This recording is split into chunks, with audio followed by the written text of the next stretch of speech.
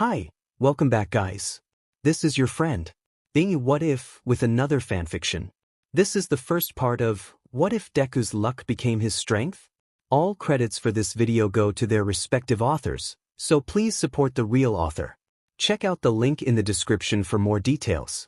Please give this video a like and subscribe to the channel if you want more videos like this. Now let's get into the fanfic. Quirks. You all know the story. Glowing baby, sudden appearance of superpowers, rise in crime, people decide to become superheroes, etc., etc. All of that thanks to this Quirk-Y mutations. These powers have been the subject of numerous studies, trying to understand this genetic phenomenon. And it is funny, because there are certain cases where experts can only scratch their heads, give up and slap an "it just works" label on the quirk. For example, how are they supposed to ethically figure out the mechanisms behind the ability to see the future? Another example is what happens with 14-year-old Isuku Midoriya, currently in class. Quirk. He's banned from ever participating in the lottery, and from entering every single casino in Japan. Not like he could even do the latter at his age. The doctors said that this ability most likely originated as an extreme mutation of his mother's slight telekinesis. And that's about the only conclusion they've come up with when it comes to how it functions. What does it do? Well, the name is self-explanatory. The odds always favor Isuku. He wants a 20-sided die to always show the number 16? Well, it's gonna happen, no matter how many times you repeat the roll. He doesn't even have to actively think about. If something chance-related can benefit him, it will. Great for party tricks, playing cards, guessing which number someone is thinking. Yes, even that. Applications for hero work, though? Yeah, not that many, everyone else told him so. He has come to learn that his luck doesn't cause those situations where someone trying to attack him magically forgot to tie his shoes, and trips which gives him an opportunity to escape. He has Kaken to thank for that discovery. But he's still gotta try. Even if he's not that encouraged by his peers, he feels as if he has decent preparation for the UA's exams. Those hero analyses he's done over the years are proof of his observation skills. That's gotta count for something. He might have a chance, so he has to try. His internal self-encouragement was interrupted by the professor speaking. Come on class. You're middle school seniors. It's time you started to think seriously about your futures. Exaggerated arm movements, loud voice, he enjoyed the chances he could do that, since it obviously drawed attention. Isuku was silently watching, reading about the hero he saw earlier in the day. I'll be handing out prints of your desired life course. His expression suddenly became more cheerful as he tossed said prints into the air, while making a pose. But you all want to be heroes, don't you? The students cheered, showcasing their quirks. Well, except for two of them. One of them because he found no need to, and the other because he had no die to roll. Ironically enough, Isuku wasn't a betting man, but in this moment he was willing to bet that his teacher at least used to be in theater with the performance he just gave. That's not the point, however. In the middle of the class technically breaking the rules, Katsuki Bakugo decided to add something, in a Katsuki Bakugo manner, obviously. Please, don't lump me with everybody else. Feet on top of the desk, smirking, and clearly thinking himself superior. Don't compare me to those losers' weak-ass quirks. Mine's on a whole other level. As to be expected when insulting an audience, he got booed. Shut it, you extras. Oh wait. The teacher added. Bakugo's shooting for Yui, isn't he? That made the rest of the class shut up for a second. It was a well-known fact that said academy was only for the best of the best. The blonde teen stood up on his desk, bringing attention back to him. You done talking, peons? I aced the mock test. I'm the only one here who's got a chance. While he kept talking, the adult in the room picked up one of the prints that were still in his desk. I'm even gonna surpass All Might as the number one. Huh, now that you mention it? Midoriya also wants to enter UA.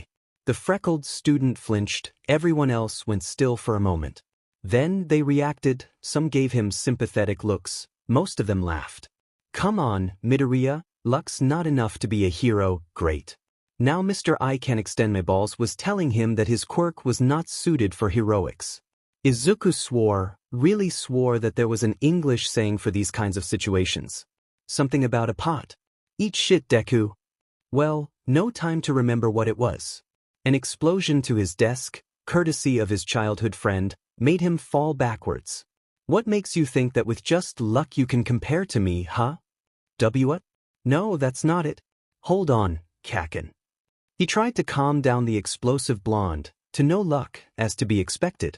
I'm not trying to compete with you, I swear. I've looked up to heroes since I can remember. Well. He looked up at the rest of the class, wobbly smile on his face. I might get lucky. He heard a snort, followed by a giggle, followed by laughter.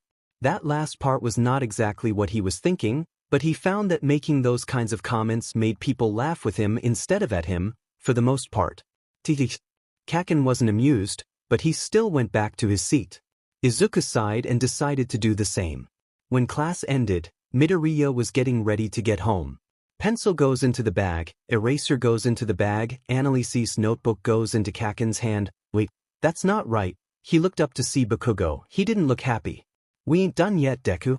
His friends came closer, curious about the book that was now in the blonde's hand. They were amused when they read the cover. Notes for the future? Really, Midoriya? Hey, give it back. He reached for it, trying to snatch it back, only for Bakugo to clap it between his hand, charring the notebook with an explosion. You! Cherry on top? He threw it down the window, nonchalantly. You know what they say? What all the top heroes have in common. They can all say this about their high school years. I came from a municipal middle school. I was the first, the only. He paused and stepped closer towards the green-haired trembling boy.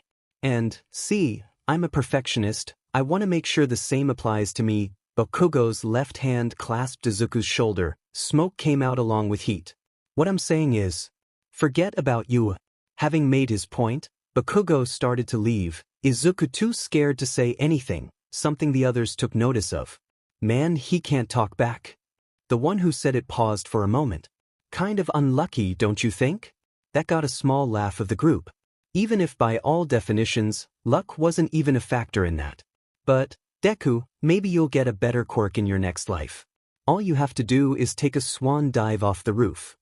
That made Izuku determined to answer back. Sadly, all that determination died when he saw Katsuki making small explosions in his hand. You want to say something? He could only stare at the floor for a while, waiting for the group to go away. Once they did, he quietly headed down where his notebook was thrown. It fell just on the border of the fish pond. How lucky.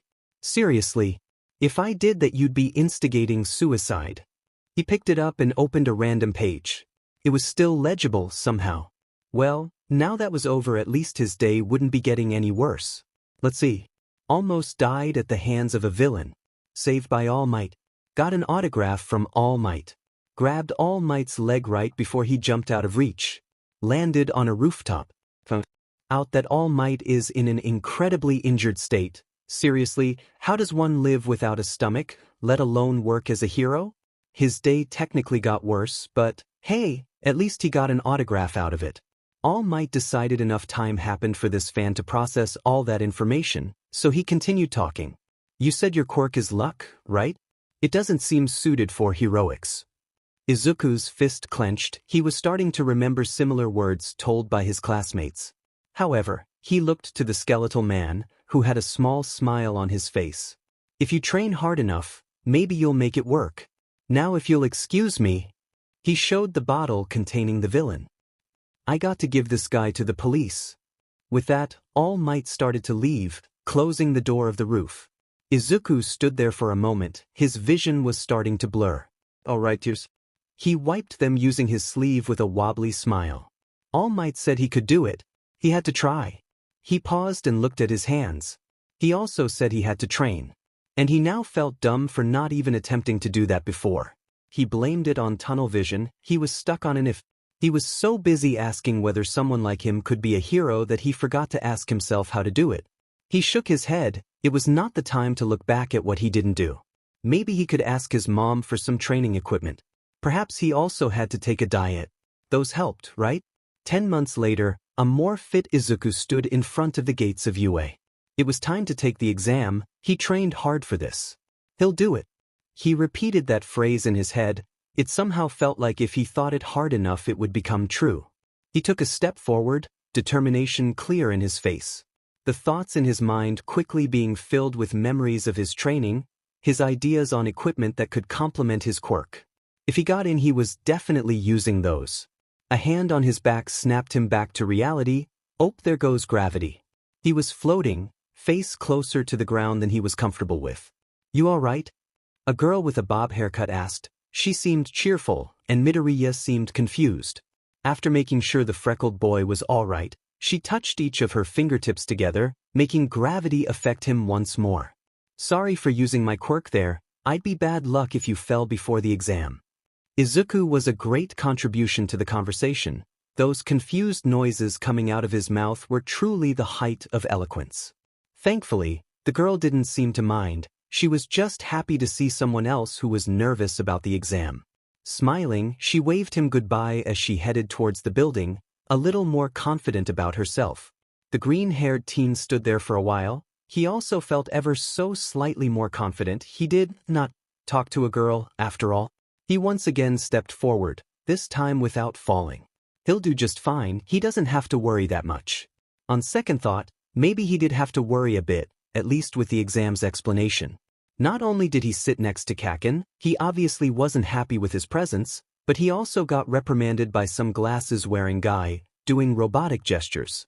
Izuku just mumbled, that wasn't as distracting as someone moving his arms like one of those karate toys. Now that he was actually going to take the exam, he felt somewhat underwhelmed. But, well, just look around him. The rest of examinees were visibly nervous, a distinct contrast compared to Kaken and Rule's lawyer. Some were even more nervous than himself. Now that was hard.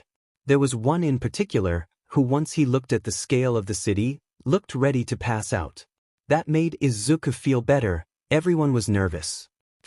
And go! Present Mix yell interrupted his thoughts. Everyone looked towards the source of his voice. They didn't seem to get the message. Hey, what's happening? There's no countdowns in a real battle. Just run. Run. Now that they seemed to understand, everyone ran towards the city, except for two of them, who tripped. Midoriya saw that, stopped and helped them out, almost scared that his quirk was somehow responsible for that. He knew that wasn't the case, but still. And now thanks to that generous action, he was behind the rest of the group. He ran once again towards the city. He had to look for those robots. He just hoped the rest wouldn't take them all. He knew they were limited. 5 minutes later, Izuku had accumulated what he assumed was a decent number of villain points. 20 to be exact. It was scary. He almost fell back onto his cowering habits. However, once he figured out these robots had some weak spots, it became easier to face them on. He looked towards the others. He wanted to have an idea of how well he was doing. S7. 11. 5. 2. Now that he paid attention, they all seemed out of breath. Badly. Sweating bullets, and not thanks to some quirk, it seemed. He was the top scorer here? That doesn't seem right. Maybe the rest of the top scorers were elsewhere? It's possible that he just got lucky enough that the ones in this area weren't that skilled. Then it clicked. Lucky enough. It was no secret that people failed the U.A exam, hundreds participated, yet only 40 students or so got accepted. Aside from making sure that participants from the same school weren't placed together, everything about how the applicants were distributed was random. His quirk not only was aware of that fact, it somehow knew which ones were the most incompetent and placed them all along with him. He understood his quirk's logic. If you can't alter the game in order to win, why not change the players? He actually was the top scorer in this site. That didn't make him feel all that great. He knew his quirk wasn't affecting them. He knew all his quirk did was to put them all in the same place, but still, it felt wrong. Scowling, he decided to do something. After the exam was over, Izuku went back home, a blank expression on his face. His mother was worried, even offered to make Katsudon to cheer him up. He just said that he needed to rest. Once he entered his room, he fell face down onto his bed, burying his face on his pillow. What was he thinking? If he kept going at the same rate, he probably would have scored higher than 23. He just had to help the rest, telling them how to deal with the robots, giving them pointers, even letting them deal the finishing blow. He thought it wouldn't matter that much. There was still plenty of time left, but then the 0 pointer appeared. He was pretty sure the 0 in its name actually meant, "Zero chance you ever gonna take this one down." Yeah, it's called like that because it's worth 0 points, but let him vent his frustrations. He just hoped that was enough to pass. He'd hate to have failed just because he felt the need to help the others. They reminded him of, well, himself. He'd been like them had he not met with All Might. They all had potential, but they didn't nurture it. Sad to say, it was impossible for them to pass, even with his help. The highest score he heard was 13. Thinking about that didn't make him feel good about his own chances. He turned his head, looking at his weights and gripper. Some training wouldn't do bad right now. Meanwhile, at U.A the teachers were reviewing footage of the exams. They were particularly looking at Midoriya's performance. When there's only one examinee with a decent grade in a site, it's normal to be suspicious. It wouldn't be the first time it happens. The Bear Mouse director said, teacup in paw. However, it would appear that this is the first time someone achieves that not only without ever recurring to sabotage, but while helping anyone he encountered. Yeah. Present Mike felt the need to add his commentary. I don't know what came over the guy, but when he started to team up with the others, I wanted to cheer him on. He only started to do that halfway into the exam. I think he got confident when he noticed he had the most amount of points between his peers. Aizawa's voice got the attention of everyone, also the fact that he was holding up the sign that had the number 2 written on it. His help was unneeded. No one was endangered. A waste of effort. Who cares? I like him. It seems that Eraserhead's judgment didn't affect Hisashi at all, as he showed a sign with a 10 written on it. The rest of the judges each gave their own votes. In the end, it was decided. Izuku Midoriya, 23 villain points. 49 rescue points. It's been 1 week since Izuku took the entrance exam. It's been exactly 32 seconds since he saw the holographic projection where All Might himself not only announced he was going to be teaching at U.A, which was huge news for his fan, but also told him that he passed. That last statement was enough to make him cry. Don't mock him. This was his second time experiencing tears of joy. Also, he was awfully still since the video finished, mostly because he was having a hard time accepting that he actually scored 72 points in total. He knew such a prestigious academy wouldn't do that, but they weren't playing a prank on him or anything, right? Sure, he got a lot of rescue points, and really, it was thanks to them he actually was able to pass. Still, 72 points? He wasn't expecting that. Then again, he was hoping to just get into the hero course, even by the bare minimum, so maybe his expectations just were really, really low. He wiped his tears. It didn't feel bad to cry like this, but he liked his vision to not be blurry.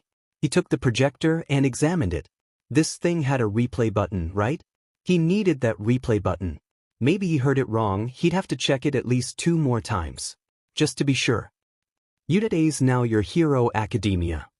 Izuku couldn't help but smile. Now that he saw the exact same video 3 times, he was sure he did it. He got in. He took the small projector. He was gonna treasure the device. He hoped it didn't use any rare batteries or something. He suddenly felt watched. Turning around, he saw his mother standing at his door. It would seem she was there long enough to watch the hologram, or at least the last part, and if the fact she was holding back tears was any indication, she was just as emotional about it as he was. Mom? How long were dash? And she couldn't hold it back anymore. My baby! He suddenly received a hug way stronger than one would expect from his mom, and a bunch of congratulations. You know, stuff that made a regular teenager feel embarrassed. Izuku didn't really mind. He knew his mother worried about him. He guessed it came with being a decent parent. Did you pack your tissues? He was fairly sure she herself saw him pack the tissues. He wouldn't tell her that. She'd feel bad if he did. Yes, Mom. An automatic response. He was kind of busy getting ready to leave, so that's the best he could do. How about a handkerchief? You can't leave without one. Yes, Mom. He glanced towards the clock. He was getting late. Gotta hurry. Oh, Izuku. She approached him, a deck of playing cards in hand. You can take these.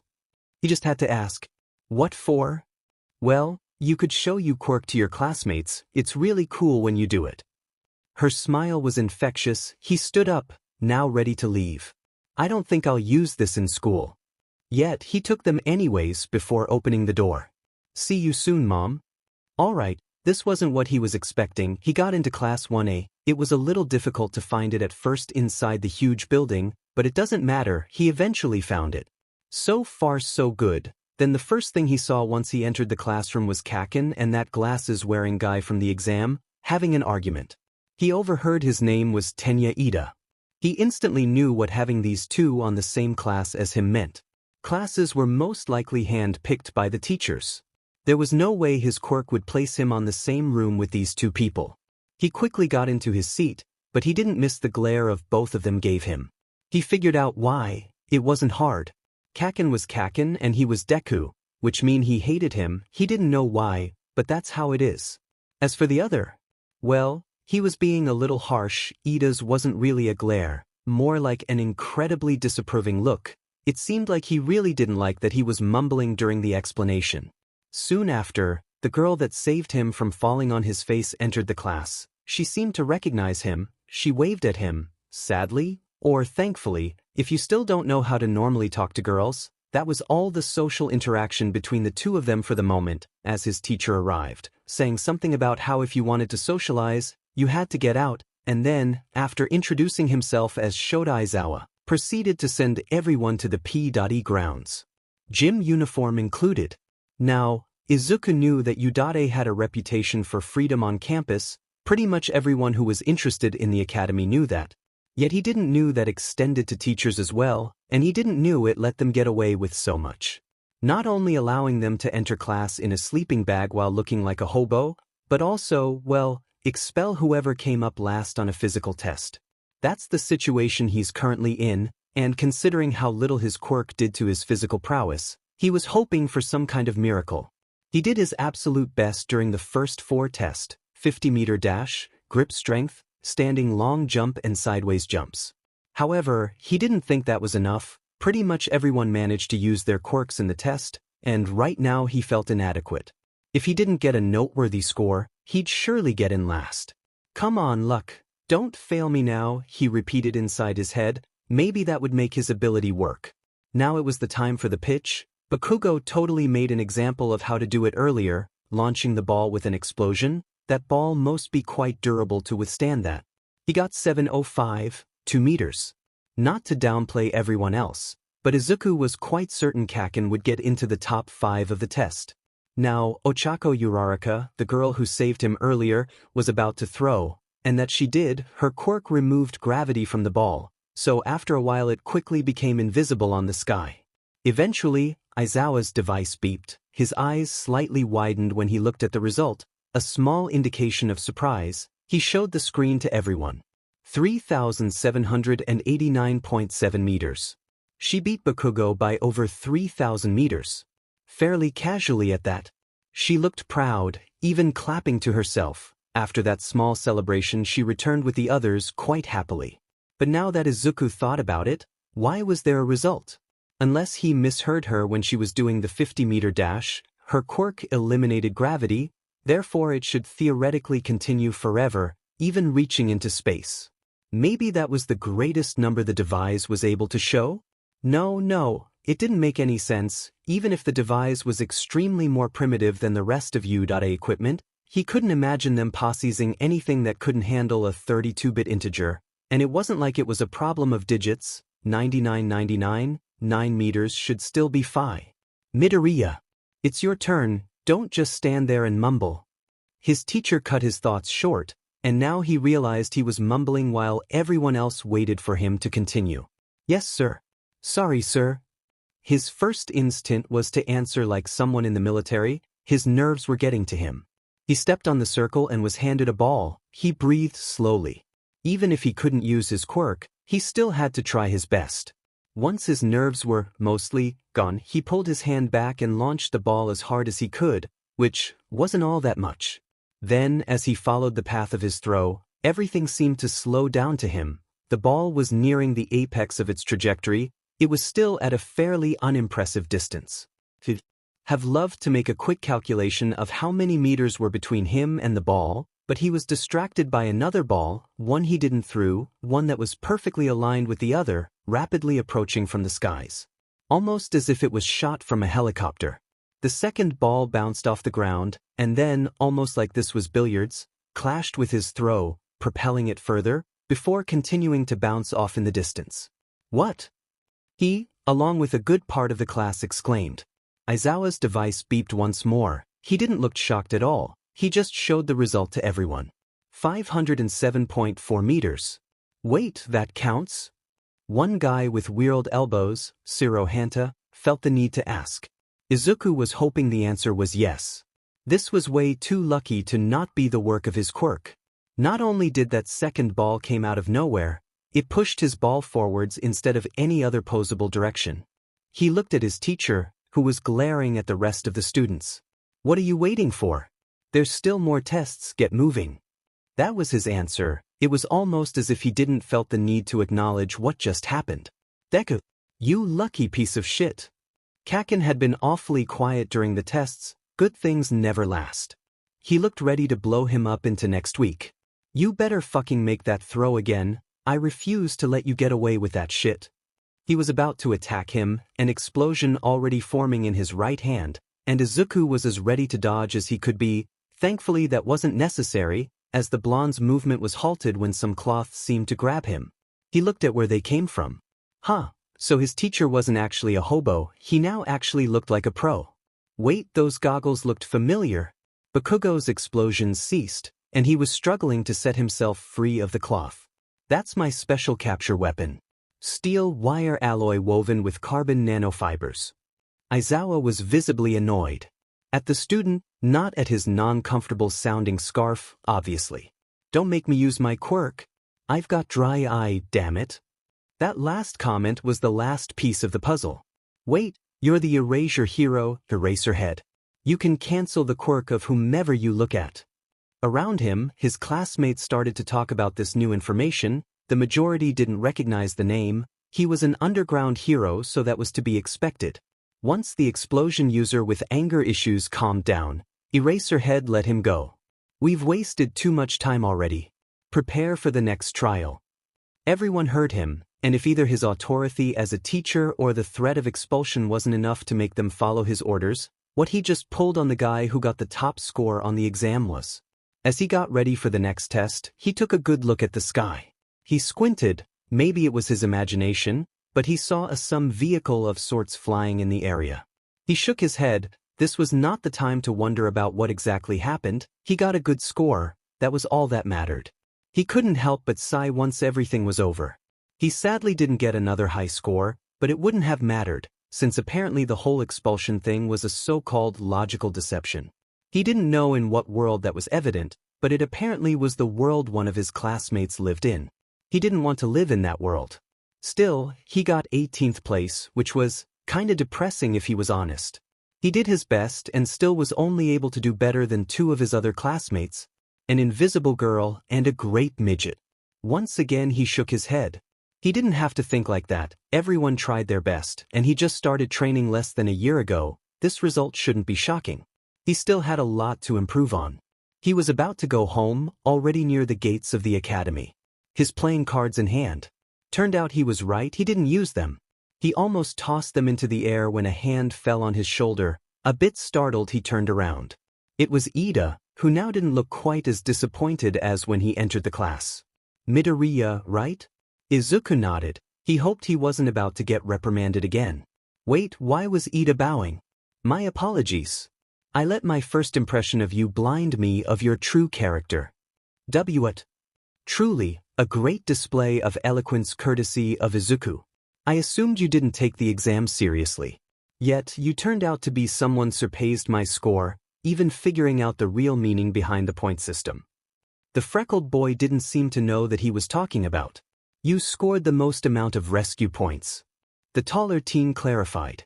Izuku blinked. And, how do you know all of that? Ida adjusted his glasses. It was on the school's website. Maybe he had to check that if he had the chance. I didn't really figure dash. Hey there. A sweet female voice said behind them, and no matter what anyone says, Izuku didn't get startled again. Seriously, he was gonna drop his cards at this rate. Both boys turned toward the voice. It was Uraraka. You headed towards the station? Wait for me. Ah, you're that gravity girl. Ida greeted. What kind of nickname was that? Did he not hear her name on the trials? She didn't appear to mind it. Hi, I'm Ochako Uraraka. She supplied her name. She then seemed to do her best to remember. She pointed one hand at the taller of the two. You're, Tenya Ida? Then at Izuku, and Deku Midoriya. I'm glad you got in. Deku? Great, that nickname of his was beginning to spread. What's worse, she thinks it's his name. She noticed that she apparently was mistaken. That's not it? But wasn't that what that bakugo guy called you? Misunderstandings. Gotta love those. Actually, that's how Kaken calls me to demean me. My name's Izuku. Ida clearly didn't like the fact that said nickname was actually an insult. Really? I think it suits you. Has a kind of you can do it vibe, you know? Ida clearly didn't like the fact that she thought that an insult could suit someone. Call me Deku. Ida clearly didn't like the fact that someone could so easily accept an insult as a nickname. After being told by the glasses-wearing student to not be so weak-willed, while making an analogy that nobody else understood, the conversation turned to something more normal. Hey, Deku, why are you holding those cards? The boy looked to his hands, almost as if he just noticed he was holding said item. Oh well, I thought we were gonna have a normal first day, so? I brought these to do a little party trick with my Quirk. He began to shuffle the cards, a little nervous. He wasn't doing that bad at this talking to a girl thing. All he had to do was avoid looking at her whenever possible. Midoriya, I hope you know it's against the rules to use your Quirk in public. Ida, like the good rules lawyer he was, had to add while chopping the air. But mine is always active, so, it doesn't matter that much? A mutation type, then? And what is it? The girl in the group asked. I don't think you used it for the tests. I think I did. When he saw his two new friends, was it too early to call them friends? Were confused, he knew he had to elaborate. The pitch. My Quirk is luck. I think you can figure out how that helped me. Ida nodded in understanding. I see. So that's why you were allowed to keep that score despite external factors interfering. So, what trick were you gonna do with the cards? Hearing that question, Midoriya fanned the cards out and showed the back of the cards to her with a wobbly smile. Pick a card and show it to us. That she did. Queen of Diamonds. Another one. Jack of Spades. Again. King of Clubs. Another. Seven of Clubs. That should do it. Both Uraraka and Ida didn't get where this trick was going. Midoriya, what is the point of a magic trick where you know the cards? The zero-gravity user nodded. She had the same question in her head. Izuku just kept his smile. It isn't really a magic trick, though. He double-checked his mental math before continuing. Your birthday is December 27th, right, Uraraka? What? She was taking a page from the Izuku's Book of Eloquence, it seemed. She looked back and forth between the cards and Deku, amazed at this little trick. How? Yeah. He scratched his head, looking to the side. Got lucky? Ida, meanwhile, was rubbing his chin, doing some mental math of his own. The first card is the month.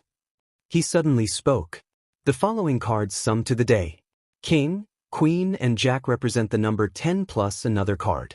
I assume the rest of the cards just follow numerical value. Izuku nodded. You figured it out quickly. It was actually quite simple, but still, it showed his friend's intelligence. I could have just done a lucky guess, but... He fidgeted a bit, still not fully used to this socializing thing. This a bit more fun. When he gets back home, he's gonna thank his mom for the deck idea. His first day, even though he had a small bump in the form of those exams, was quite a nice experience. He eventually began to look forward to what the next day would bring him. What a surprise. Turns out that even though this was a hero school, there were still the normal subjects one would come to expect in a regular one. It was also quite interesting to see pro-heroes teach stuff like English while also wearing their hero costumes. Speaking of costumes, after lunch, it was time for All Might's class. Foundational Hero Studies. Today's lesson? Fight each other.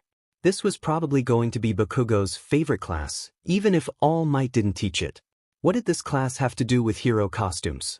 Well, it would be the class' first time actually using them. No testing or anything. Thankfully, his own gear wasn't all that complicated. A green jumpsuit his mom bought, along with a mask and respirator that pays homage to All Might. No, the protrusions don't look like bunny ears. Shut up, please. Anyways, what actually was important was the gadgets he asked. He was profusely vague on what they did. Hanging from his belt, a bag of dice, D20s if you're curious. Except that, like you may have imagined, they were no regular dice at all. A little bigger than the standard ones, and if they worked like he imagined, then, when thrown, would start a random timer. Once the timer hits 0, the die would do something. That's right, that's what he asked, for them to do something. What is that something? He doesn't know. He trusts in his quirk to make that something useful. He also asked for some playing cards that did something similar, but he guessed there wasn't enough time to create something like that, especially when he didn't give the bare minimum in regards to specifications. Those two were probably the best bet with his quirk when it came to combat.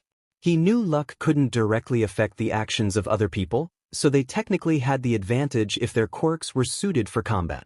But luck could help him with preparation.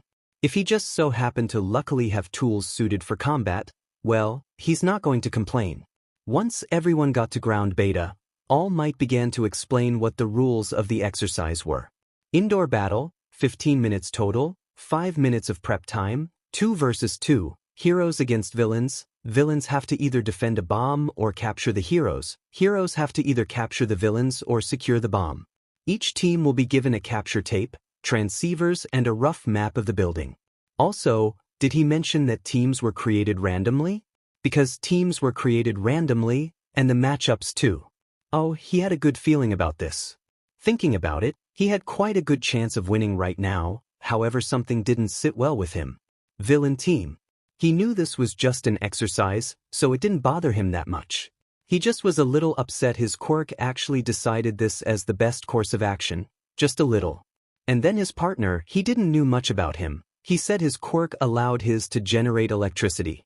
And while, yes, that quirk was incredibly useful in direct confrontations, which was most likely was this battle was going to result in, he expected his luck to pair him with the girl who either had a pocket dimension or created stuff out of her body. She was the top score yesterday after all. Then again, maybe his quirk thought he wouldn't be able to work with someone with such a skimpy outfit. Still, he could have been paired with that nice ice guy. Well, he didn't know if he was actually nice, but he didn't want to use cool and ice on the same sentence. Wait, but he used nice and ice right next to each other. Does that count as a pun? He hoped not. And what is that noise? He turned towards his partner, a blonde boy with a coincidental black lightning-shaped streak on his hair named Denki Kaminari.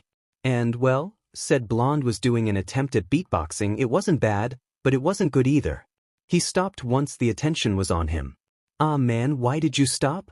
Stop what? Midoriya didn't get it. Was that what they called mumble rap in the past or something? Didn't understand anything you said, but I kinda liked it. Izuku immediately felt embarrassed. Sorry, I have a mumbling habit. Regular mumbling. His hands flailed as he tried to explain himself. We still got time, right? They, along with the bomb, were on the last floor. Boxes were scattered without any purpose. There was only one door in this room. Sure, there were windows, but if his observations were right, his opponents weren't exactly capable of using them to enter. A hardening quirk and a tail quirk. Not exactly the best for climbing a building. Like, 2 minutes? I guess. He shrugged. That wasn't giving Izuku much confidence on their capacity to make traps right now. But we need to plan or something? Oh, we should. Man, we should quit slacking then. Yeah, both of them, and he better get his mumbling under control in the future. He checked his dice. He only had 8. It would do. I have an idea. It might sound stupid, but it'll work out. If I'm lucky. In the basement of the building, the rest of the class was patiently waiting for the battle to start. It was honestly quite boring. They weren't able to hear them, so it just looked like two people talking to each other. It was so bad some even thought the villain team wasn't actually planning anything for a while. So, there were plenty of students who decided to talk between themselves instead of paying attention for the time being. When it was actually time for action, They looked back to the screens, and Momo had a question she hoped All Might could answer. Is it really wise for the villain team to split and abandon the room the bomb is in? They all saw how both members of said team did just that, with Midoriya throwing dice around his surroundings at random, and Kaminari wandering around the floor with seemingly no purpose. They're not even looking for the heroes. They could get dealt with separately, and considering how the building is laid out, the heroes could even avoid them both and reach the bomb without even seeing them. It's like they're throwing away all their advantages. Under normal circumstances, I'd say no. All Might, like all teachers, had access to files detailing quirks of the students, so he knew about Midoriya's luck. In this case, I have a feeling that it's a calculated risk. Even when delivered with his signature smile, that answer didn't satisfy her. Still, she would trust the judgment of the number one hero and keep watching. The hero team, composed of Kirishima and Ojiro, now reached the last floor. And, as to be expected, began to search the area. They were cautious, even if it looked like Kirishima was itching for a fight. Eventually, both of them found Midoriya, who threw another die before noticing both of the heroes. The die bounced off the wall and fell down between the three of them. There was a little stare down for a moment before Kirishima rushed towards him, skin hardened, clearly with the intent to punch his opponent. Izuku had his capture tape ready. It was his best option against a physically oriented fighter. Then, just as the redhead went near the die, it exploded into some sort of slippery foam, making him lose his footing. It was clear that even Midoriya was surprised at this result, but he capitalized on it anyways, quickly wrapping the tape around the hardening user. Young Kirishima was captured. All Might announced just as it happened. One wouldn't need to see Kirishima's face to know he was disappointed in the way he was defeated. Ah, poor Horn Buddy, he got read. Some heads were turned towards Mina. That was a way to describe it. An incorrect one, actually, but most of them didn't know that. The bastard just got lucky. Deku didn't predict shit. Bakugo was visibly angry. He was predictably rooting against Izuku. It was really the only reason he was paying attention to this match at all. Don't use such coarse language in the presence of a teacher. Ida was, of course, the one to say that. Eat a dick, glasses. All Might's sweat dropped at the display of teenage spirit. To put it lightly, then turned back to the match. He was supposed to be the supervisor here, after all. Ojiro, seeing as his footing would be unstable in that area, and assuming that Midoriya probably had more traps like that set up, decided to retreat and quickly try to search for another path to the bomb. Solid reasoning. If the villain was there, the objective must be nearby. Unfortunately for him, that reasoning led him to areas Izuku was previously on. Areas he threw dice in. A smoke bomb was the first one he encountered. He then became more alert. He noticed another die on the floor and threw his now useless transmitter into it. Thinking those dice activated based on proximity. He received a rejection to that theory in the form of a flashbang. Right as he recovered his vision, he felt a hand grabbing his shoulder. He turned around to see a smirking Kaminari. To say that this situation wasn't good for the martial artist would be an understatement. Hey! After saying that, he tossed the tailed teen, just enough to paralyze him. Wrapped the capture tape around him and young Ojiro was captured. Villain team wins. Once both teams got back with the rest of the class, All Might began the critique of both teams. I'd say young Midoriya was the MVP of this match. Since when critiques had MVPs? Was he gonna show a clip with the caption, match-winning play?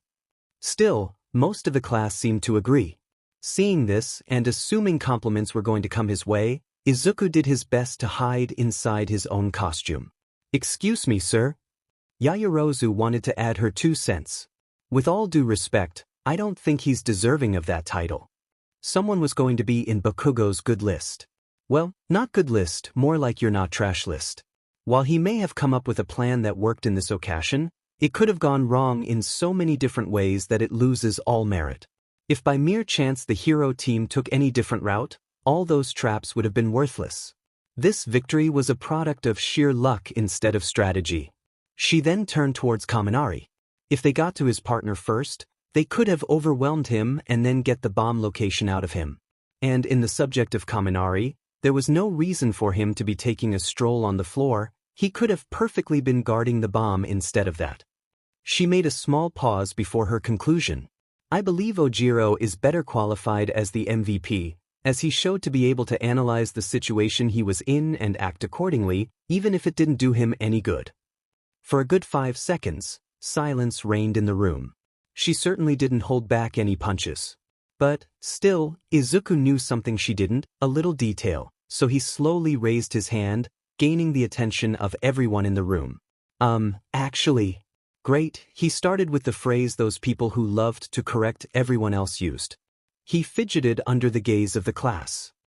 Luck was accounted for. He saw confusion in the expression of some. It's my quirk. I'm lucky. That made them understand, but still, Yaoyorozu didn't falter. Even then, your plan was superfluous. Super what? If you ambushed them in the room the bomb was in, you still would have won due to Kaminari's quirk, quite surely at that. It would have been easier too. That was actually a good point. And he had considered using that same strategy, but he instead opted for the other one. Why? He knew why, but he didn't felt like saying it. He wanted to test his gear. He wanted to see what he could do in one of these scenarios. Just to see if his luck could actually give him the edge in one of these situations. All Might fake coughed into his hand. He was supposed to be the teacher here, not one of his students. Some good points were raised. I feel like young Yaoyorozu's judgment was adequate, so I declare young Ojiro as the MVP of the match. Izuku ended up agreeing it was fair. He was a bit selfish and chose a riskier plan for no reason other than to prove himself. He didn't feel bad for it though, he was actually kinda proud. He had been wrong, everyone had been wrong. His quirk was useful, this proved it. He just needed to keep going. To keep trying. He was actually beginning to feel lucky now. The rest of the matchups made Izuku regret he didn't bring a notebook with him. His classmates had really cool quirks. He already saw most of them yesterday, but now he could focus on them because he didn't have to worry about getting a good score. He was just going to have to memorize them for now. It wasn't that hard, it was just more convenient to write his thoughts as he had them. He still had 3 more quirks left to analyze in this class. The last battle of the day. The hero team was composed of Hagakure and Yaoyorozu. Meanwhile, the members of the villain team were Sato and Kaken. He didn't have to analyze the quirk of his childhood friend, he had plenty of experience against it after all. Now, when Izuku saw the teams he immediately had to ask himself, did my quirk do that? Because the more he analyzed the matchup, the more he thought that Kaken was incredibly unfortunate to be in that situation. Not only was he placed against the student who got first in Aizawa's quirk apprehension test, but he also had to deal with the perfect fit for the hero role in this exercise. Invisible Girl. What was he supposed to do? Even with his amazing combat instincts, he couldn't do much if she decided to avoid him entirely. His partner wasn't suited for the task either. Brute force isn't that good if your opponents never get into confrontation with you. Especially considering that Ms. Perfect breakdown of your fights was on the other team. Yeah, no way. They'd have to pee. Midoriya, man, I get you're trying to fill in the commentator spot now that Yaoyorozu's not here, but we gotta understand you to do that. Kaminari's voice made him realize he was mumbling once again. And that everyone else was looking at him. Not in a good way, even All Might seemed somewhat creeped out by it. He creeped All Might out. Another embarrassing memory goes to his list of things that I will remember when I can't sleep. An awkward cough made him turn his attention back to his idol. Well, young Midoriya, could you enlighten us with what you were your musings about? Sure, keep him in the spotlight, that'd do wonders. Deep breaths, Izuku, deep breaths. Explaining stuff was probably the easier part of social interactions. He did well when he told his plan to Kaminari, and yesterday when he did that little card trick. Well, I was just thinking, this fight is way too one-sided. Huh, really? I mean, I get that Bakugo is strong, but come on, we all saw how smart Yaoyorozu is. Don't you think she could come up with a plan? Kaminari came to the wrong conclusion. In his defense, he wasn't the only one, as Kirishima nodded along. I meant to say that this is an easy win for the hero team. Hagakure could just go straight to the bomb and avoid the fight. This would be more even if they had to engage in combat, but considering how smart Yaoyorozu is, I think the heroes will figure out it's just safer if they go with the stealth approach. I don't see any way they can lose. Kirishima hummed in understanding, but crossed his arm in disapproval. But that's an unmanly way to win. They're girls, idiot. Jiro countered. So. All right then. All Might called out, before anyone decided to take that argument seriously. Let's see how accurate your observations are. Begin. And just like that, the heroes began to move, and in the most unsatisfactory way possible, he was proven right only 2 minutes later. There was no fighting really. Nothing. Nada. Not for lack of trying on Kaken's part, mind you. He really tried to scout the floor for the heroes, but looking for someone invisible was nearly impossible. In fact, only Hakagura was inside the building. Yaoyorozu seemed to be some sort of directory assistance to her on the outside. Next thing they knew, the invisible girl arrived at the bomb, victory. It was kind of underwhelming really. Even Todoroki's match had the shock factor of how much his ice could do. Yeah, Hakagura was too well suited for this. Received. Once the participants arrived, he received a furious glare, courtesy of Kaken. He must have thought the same thing as him. He got way too unlucky. Suspiciously so. But it didn't make any sense. Why would his quirk do that? What did he get out of it? He discarded the possibility of vengeance, because there were plenty of opportunities before. Getting stuck in traffic so he'd lose his attendance record. Yet, nothing, so why? Very well. His thoughts had to wait. He needed to hear what All Might had to say about this fight. Young Hakagura deserves to be the MVP, don't you all think so? Nods and yeps were supplied by the class. All Might gave a thumbs up. All right, or should I say, All Might? Please no. That's all, class, you all did an excellent job. See you tomorrow. Pretty much everyone was having the same thought. Wait, that's it? All Might was already leaving and he didn't blame him. That was awkward. Izuku didn't think less of his teacher for that sudden end. The fight could be summarized in 2 words. Hakagura won. Not having anything else to do, and with the rest of his classmates doing the same, he began to walk back to the class, only to be stopped by someone grabbing his shoulder. 2 days in a row. Wait a minute, you damn nerd. He slowly turned around, already feeling himself get nervous. One-on-one talks with Kaken were never a pleasant experience. Why yes? We need to have a little chat. He was serious. No fake friendly tone, and despite how calm his voice was, he felt like there was a threat behind his words. Izuku just nodded. With a gesture, the blonde headed outside, clearly expecting to be followed. Not wanting to anger the easily angered, the freckled boy did just that. Luckily enough, nobody seemed to notice them. They were too busy talking with each other. Eventually, they were alone. One of them fidgeting awkwardly, not sure if he was supposed to ask what this was all about. Fortunately, Kaken decided to break the silence.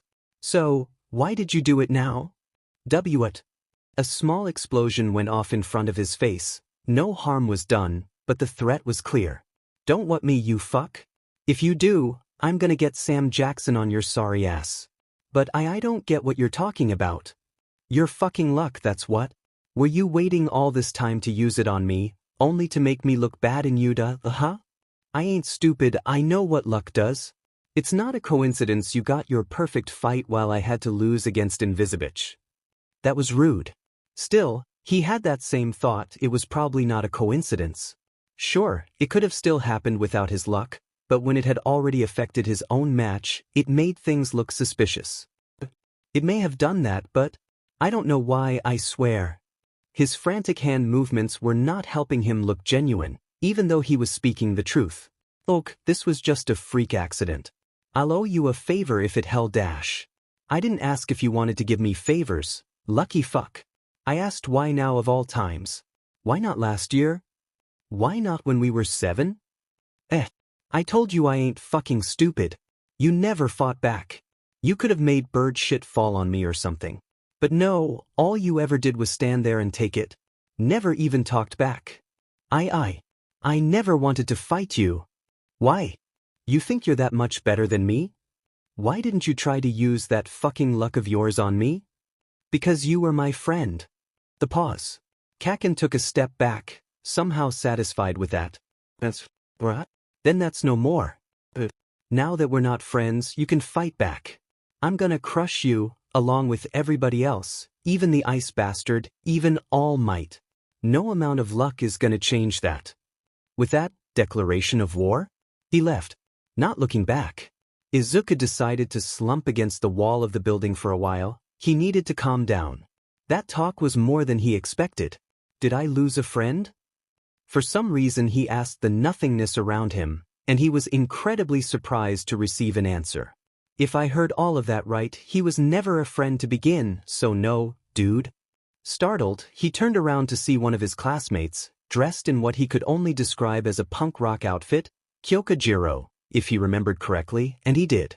He had a good memory, most of the time. How much did you heard? Everything. I kind of followed you guys here. She twirled her earlobes in her hand. That had to feel weird. Sorry for eavesdropping, but 9 times out of 10, we need to have a chat, is not a good sign, and that guy looked ready to blow up. So she heard literally everything. He groaned and slowly stood up, rubbing his eyes clean.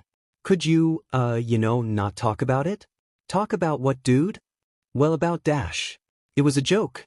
You were supposed to play along. I'm not gonna talk about it. He felt dumb now. Well, thank you. It means a lot. Don't mention it. Now, I don't know about you, but I don't want to find out if there's a punishment for staying here. She began to walk away, and he followed. He didn't want to find out either. So luck. He blinked, not expecting conversation. Judging by her expression, she didn't look all that interested. He thought that she was just trying to get him to think about something other than his chat with Kaken. Yeah. Cool. What can you do with it? That was the less enthusiastic cool he has ever heard. It's kind of self-explanatory. Yeah, but I asked you anyways. So answer me. Despite her bored tone, he somehow could feel that she was actually curious, at least a bit. Well, I could, guess your birthday? Silence. She was gesturing for him to go on. At least she didn't think that the trick was lame. The 1st of August, right? She nodded and gave a small thumbs up. She was either not impressed or not showing it. Well, she already asked about his, so it was his turn. What about yours? Your quirk, I mean. Oh, these? She moved her earlobes, pointing them upwards. Yeah, I think I saw you using them to hear through walls. What else can they do? Can you use them to hear music, like an earphone? They do have a cable shape. How durable are the dash? Whatever else he was going to say, he was stopped by a jab of said quirk. Chill, dead. You don't have to ask me everything at once. Yes, I use them on my phone. I can also channel my heartbeat through them. They're fairly durable. Anything else? No, I'm good. That's good. After that, they just kept walking. The silence wasn't awkward, somehow.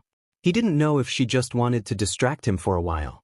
Either way, he felt better. He was still going to have to deal with whatever happened with Kaken later, but now it didn't felt as big of a deal as before.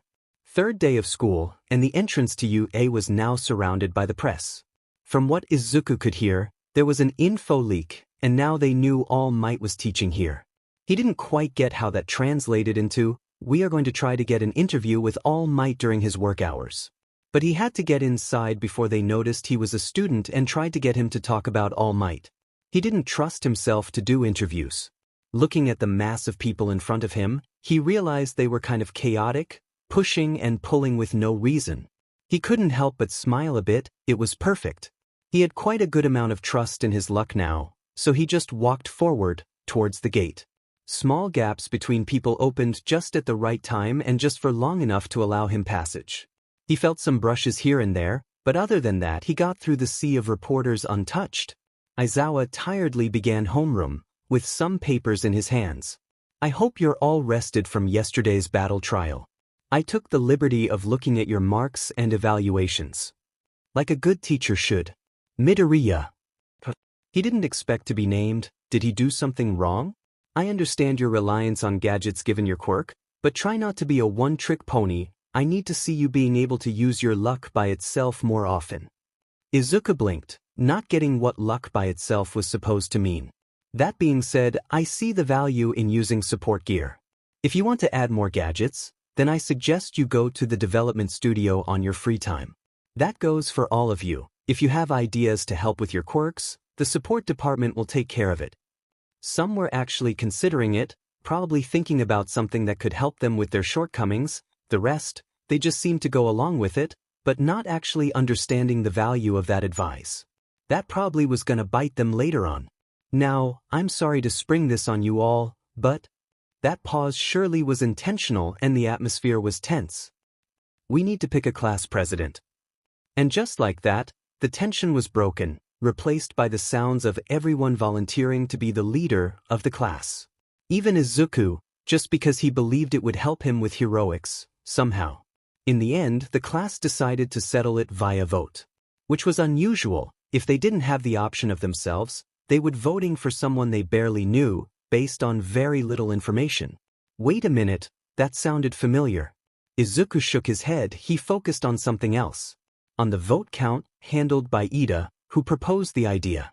Yaoyorozu as president, she got 3 votes. Meanwhile, everyone else only got 1. Well, everyone except from Uraraka and Todoroki, who had none. We also need a vice president. Aizawa so helpfully supplied inside his sleeping bag. So, what now? Do we vote again? Kirishima said what everyone was asking inside their heads. It's only right to do so. It worked for the president. So the same must apply for the vice president. I'll handle the counting once again. Well, voting for himself didn't work at all, so Izuku reconsidered his options. 19 votes were counted, there should have been 20, but someone wrote, "fuck off," in one of them. Izuku was experiencing something quite similar to Deja Vu. Ida won, 3 votes in his favor, everyone had a single vote. Excluding Uraraka, Todoroki and Bakugo, 0 votes. Quite similar to last time, only now Izuku didn't vote for himself. Someone voted for him this time. So, possibly the smartest among them as president, and the rules lawyer as vice president. It actually made sense both of them ended in that position. The lunch period was actually quite long. Most people didn't need an hour to eat, so it was perfect if you wanted to do something in between classes. In this case, to visit the development studio. He could have done this any other time, but he felt like doing it now. Kind of an impulse, really. The halls were relatively empty. The majority of the students probably wanted to eat straight away. Lunch Rush's food was really good, so he understood why. He was nearing the metal door of the studio when suddenly an explosion went off. A big explosion. Strong enough that the metal door broke. And he almost walked right into it. Luckily he didn't, but still, that was scary, way too scary. He wanted to find out what caused it, but smoke was currently obscuring his vision. I warned you, I told you it would react poorly, and you did it anyways. Now that that's over, will you leave the studio to eat lunch? It's not even supposed to be open now. Good thing that whatever kept it open happened. Otherwise Izuku would have felt stupid for coming here. Whoever was talking was awfully calm about the situation, almost as if this happened often. Don't worry about it, I ate an energy bar, so I'm good. I'll stay on the studio. The smoke began to clear, and now he could see the 2 people that were talking, a pink-haired girl and Power Loader. The girl currently was lying on top of the fallen door. She looked surprisingly unharmed. Likewise, they noticed his presence too, but only the excavation hero regarded him. Can I help you, young man? Well, I was told to, come here? That didn't sound like he wanted to. I mean, I use gadgets with my Quirk, and Aizawa-sensei told me to come here. You're Midoriya, right? Power Loader did not sound happy. Why yes. The hero approached him, and flicked him in the forehead, thanks to his metal claws, that hurt a bit. Oh, what was that for? Make your costume clear, kid. Jesus? Do something, seriously? I get what you were doing, the more you leave up to chance, the more your Quirk can do its thing, but don't make us do all the work. Yes, sir. Sorry, sir. He could see Hatsum calmly heading back inside the development studio, only for Power Loader to block her path using his arm. She was considering going underneath it. Look, I can't help you right now, try to come within schedule next time. It's on the school's website. Also, if you're sorry, then I'm sure you'll find a way to forgive me. Izuku blinked, he didn't get it. This was the first time he even talked with him. And it wasn't like he was offended he himself came at the wrong time. He had nothing to forgive. Hey, Hatsum, Midoriya here wants you to make something for his quirk. He never said that, he never explicitly said the exact reason he was here. But that wasn't inaccurate, he came here for gadgets, maybe even ask if they already finished his cards. She started to look at him, instead of trying to enter the studio. It felt like she was inspecting him, then he saw a glint in her scope-like eyes. He had a bad feeling about this. He does? You should have said so earlier. Very suddenly, her face was centimeters apart from his, with quite an enthusiastic smile. Meanwhile, Isuku was currently trying to find a way to deal with this sudden invasion of his personal space. Keyword, trying. His reaction was to turn into a human tomato, doing his best to look anywhere else. Ame Hatsum at your service. What kind of baby do you want? Power Loader said it was for your quirk. What is it? He'd love to answer that last question, but he was having a hard time formulating words thanks to the sudden rush of blood into his head. Thankfully, she backed out a bit, not quite as much as he'd have liked, but it was something. Deep breaths. Talking to girls wasn't as hard as he believed, he just needed to get used to someone being so physically close to him. Somehow. Hey, Greenie, I asked you a question, it's rude to ignore someone. It was also considered rude to give nicknames to people. Sorry. I was distracted. Oh, I get it. Happens to me a lot. Especially when I'm working on my babies. Babies? Babies. Super cute ones. She sure looked proud when mentioning those babies. Izuku was by no means a detective, but he could put two and two together. She used the development studio. Power Loader got her attention saying she was asked to make something, she said, working on babies, and most importantly, she was definitely too young to be an actual mother. He could safely assume that was just her way of saying equipment. Alright. Where do we start? Answer my questions. What kind of babies do you want? What's your quirk? Well, I don't have anything in mind right now. I asked for some cards, but they aren't finished yet. My Chu Dash. Really? Let's ask Power Loader Sensei about them. Both of them turned their heads towards Power Loader, or rather, where Power Loader was. He was gone. And the door that blew up not even 5 minutes ago was somehow either fixed or replaced, and very much closed. I still hadn't finished my latest baby. Izuku now understood what the hero meant before. He was used as a distraction for Hatsum. Power Loader also probably knew how she was around others, so he asked for forgiveness in advance. Honestly, he wasn't mad. Hey, you still haven't told me your quirk. He would have if she hadn't interrupted him. Oh, I'm alright. My quirk's luck. Things have a tendency to work my way. How lucky are we talking about here? I don't know. A lot? There was no such thing as a measurement of luck. And despite his quirk, Izuku didn't have the confidence to say it was the best luck out there, even if it probably was. Prove it, make something happen. I don't think it works that way. See, it's more Lee Dash. Whatever he was about to say was interrupted by a loud siren, followed by an automated announcement. Security level 3 has been breached. Students, please promptly evacuate. Seems to work that way to me.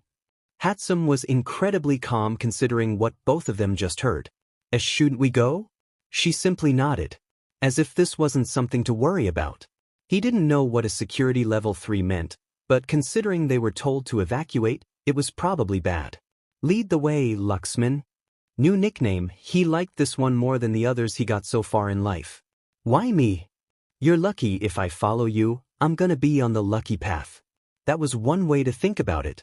Not seeing a reason not to, he headed outside, followed by Hatsum. He tried to make some small talk, like he did with Kyoka yesterday. He got to know about her quirk, and that she couldn't go 2 phrases without talking about her machines. Otherwise, it was a surprisingly unremarkable journey until halfway through, when they met up with the rest of the students. None of them looked alarmed. Was this a simulacrum? Yo, Midoriya. Where you been, man? That was Kaminari. He was approaching Izuku, waving his hand, accompanied by Kirishima. Ichie. I went to the development studio. What happened? Oh, nothing. The press got in. So, it wasn't a simulacrum, but it was nothing to worry about. That calmed the freckled boy down.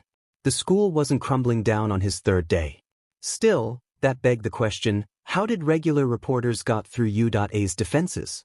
Kirishima took the opportunity to enter the conversation. But you should have been there. Ida really took control of the situation.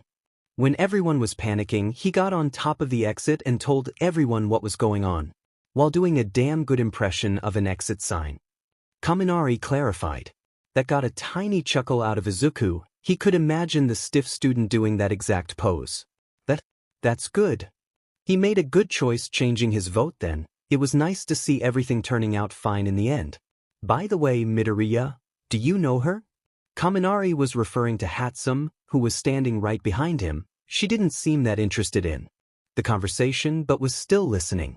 Probably because she didn't have anything better to do. This is Hatsum, she dash. I'm gonna make babies for him. Izuku felt his soul leave his body. Of course, that's how she decided to introduce herself. Phrasing. And a good chunk of the nearby students heard that. This was gonna start some rumors. He hated misunderstandings so much. Rescue training. Normally Izuku would be looking forward to such a thing. It was the reason he wanted to be a hero, after all, to help people and make them feel like everything's alright. But right now, inside of a bus heading towards some training area, he was too busy thinking to feel excited about it. No, it was not what happened with Hatsum yesterday. He did all he could to clear up the misunderstanding, everything else was outside of his control, so why worry about it? Aizawa's words were the reason why he was thinking. He had to take them seriously, it was the advice of a pro, and after putting some thought into them, he was stuck with one question. What the heck did he mean by luck by itself? He got what his teacher was saying.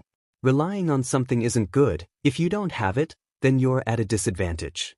But what else was he supposed to do? Sure, there are plenty of situations where he could get by with just luck. Combat isn't one of them. Actual combat isn't a tabletop RPG. He couldn't just nat 20 through it while his opponents got critical fails. It was why he asked for gadgets in the first place. So, did that actually mean something? It should. Aizawa doesn't seem the type of person to say something without a reason behind it. Hey Midoriya. His thoughts were interrupted by Azui, who was sitting to his left. I tend to say what's on my mind. Was she doing trivia about herself? Hi. Azui, right? No stutter. But maybe his voice went a few octaves higher than it should have at the beginning. Call me Tsuyu. Blink. You changed your costume a bit. She said simply, while pointing at the newly implemented card holster in his belt. It was colored plain red, with the nice touch of having a 4-leaf clover drawn into it. Obviously, it also had the cards he requested inside. It wasn't a full deck, he only had 14 cards inside. A bit thicker than regular ones at that. They took a little longer to make these. He didn't have any idea why. Maybe Power Loader didn't want to come up with more ideas for something to happen at the time. Wait. Kirishima spoke up. So you didn't have your full arsenal when we fought? You guys fought. Kaminari joined the conversation, smirking. I heard you just fell into the loving arms of the capture tape. Hey, I wasn't prepared for that foam. I was just unlucky.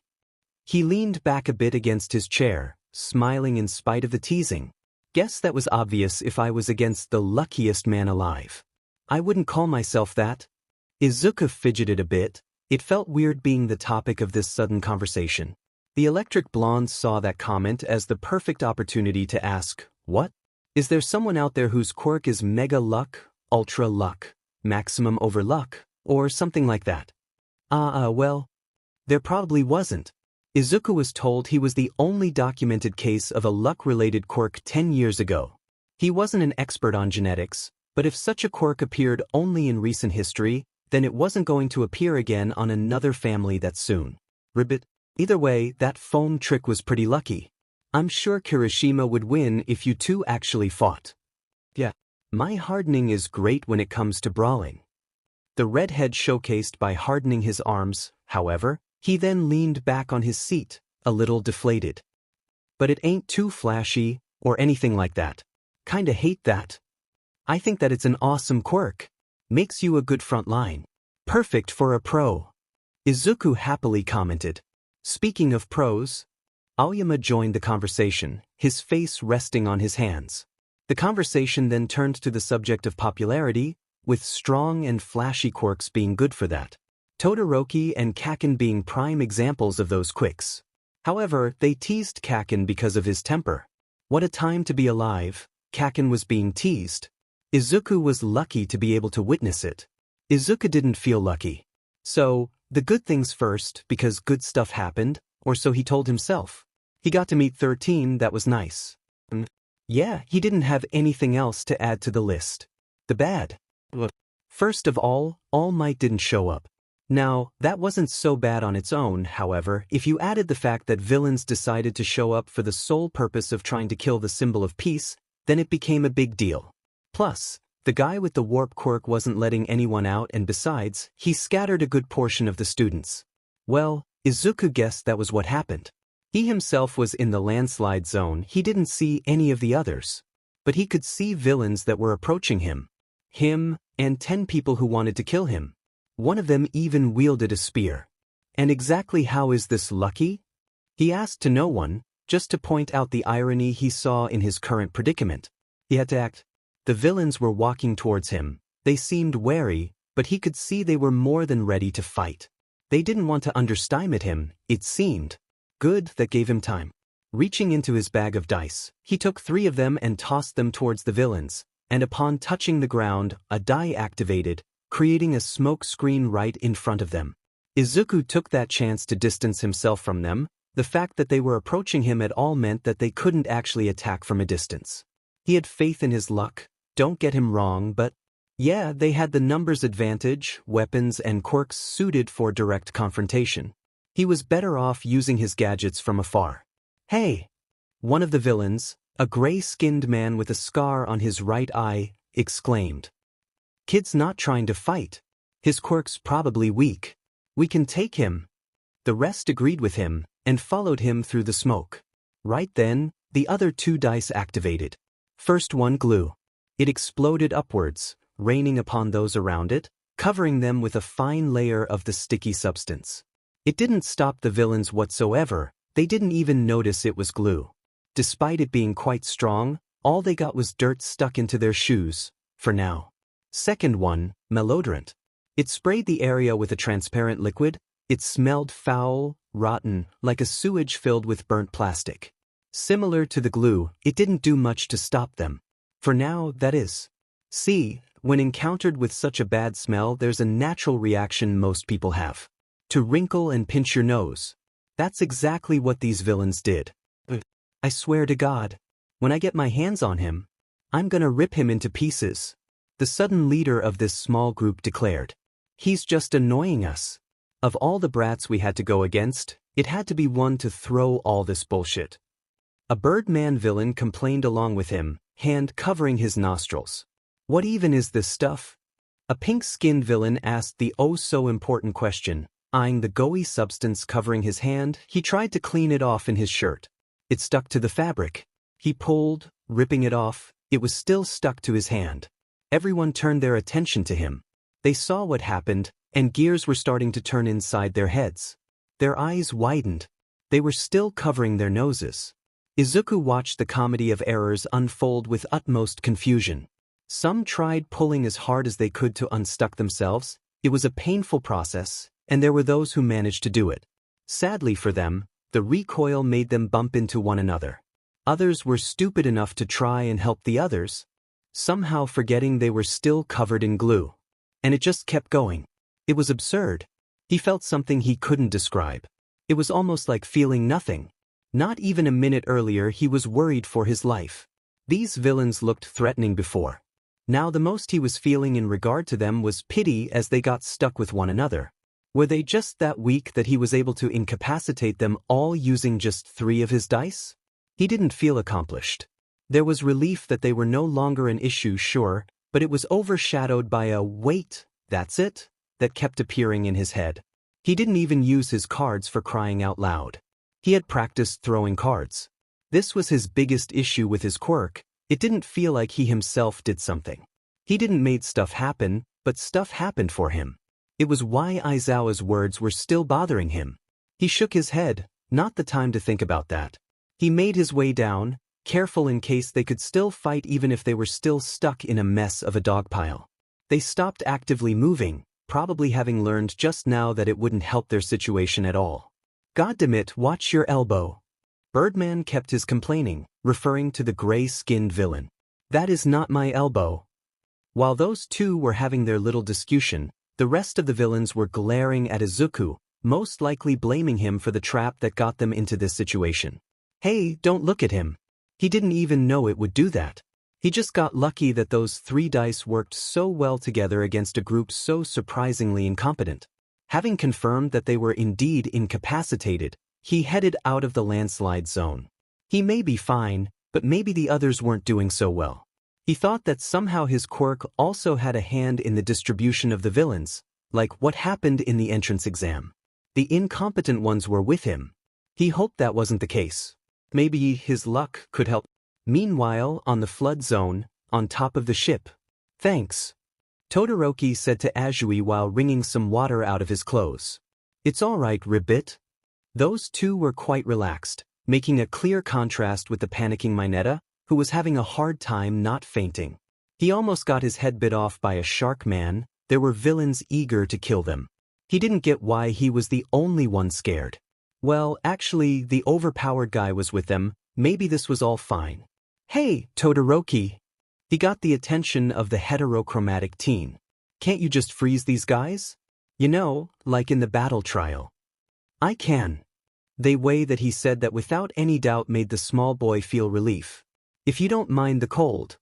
Well. Azui cut in, finger touching her lip. I'd go into hibernation if I get cold for too long. Todoroki blinked, wondering for a small moment how she survives winter. If that were to be a problem, you could cling to my left, it'd keep you warm. Mineta clenched his fists, his right eye twitched. His fears were being slowly replaced with frustration. He thought this was some sort of joke. Once again, they were in quite a dire situation, yet the overpowered guy was finding time to flirt. Just what he needed. At least Bakugo was an asshole. There was no way he was gonna steal chicks like that. However, this prick turned out to be a Casanova. This just wasn't fair. Of course, that was just Mineta's perspective, as it was clear that Todoroki's suggestion was just him thinking logically. If she got incapacitated when cold, then he could use his left side for something without unleashing his flames. However, the ice-wielding teen continued. I think it's better if you find a way to leave me alone against these guys. You two would just hold me back. Mineta was really starting to dislike this guy. Now he was pulling the whole holding me back shtick. He wasn't wrong, but he didn't have to tell them that. Then, the ship shook. A villain was apparently tired of waiting and decided that sinking the ship would force them to act. Mineta went back to panic mode. Todoroki remained aloof, while Azui glanced at the villains, then to the shore. Ribbit, you're going to stay. For a while. I want to have a small chat with them. Azui nodded. It was best not to question him. He was confident, and if he didn't react at all to that attack just now, he could most likely handle himself. I'm going to jump to the shore. I can jump about 30 meters, so can you not freeze the whole lake? All right. He answered quickly, like that request was so minor to him that he didn't have to think about it. Good luck out there. Wait. Mineta cut in, flailing his arms in a panic. Where do I go into that plan? You're not just gonna leave me here, right? I don't want to freeze. There was a moment of silence before Azui lifted him easily, as if he was as light as an empty trash can. You forgot she carried you here, didn't you? Todoroki just had to ask. So shut up. In the waters, the villains were waiting as patiently as they could, which wasn't a whole lot. Many were tempted to attack the ship again. One villain was even trying to tap his foot on the water. Suddenly, a figure jumped out of the ship. It was headed towards the plaza, and upon closer inspection, they noticed it was two of the students, the girl and the midget. They're trying to escape. One of them pointed the obvious. They tried to give chase, only to find that the water was a lot more solid than it should, and colder. A quick glance down made them realize the situation they were in. The water froze, and they were being frozen as well. Some turned their heads towards the ship before they got completely frozen, only to see the responsible of their current predicament. Still standing on top of the ship, a trail of ice went from his right foot towards the frozen waters. His breath was now visible thanks to the cold. I thought you would be more focused. He almost sounded disappointed. That wasn't even supposed to be a distraction, but you all fell for it hook, line and sinker.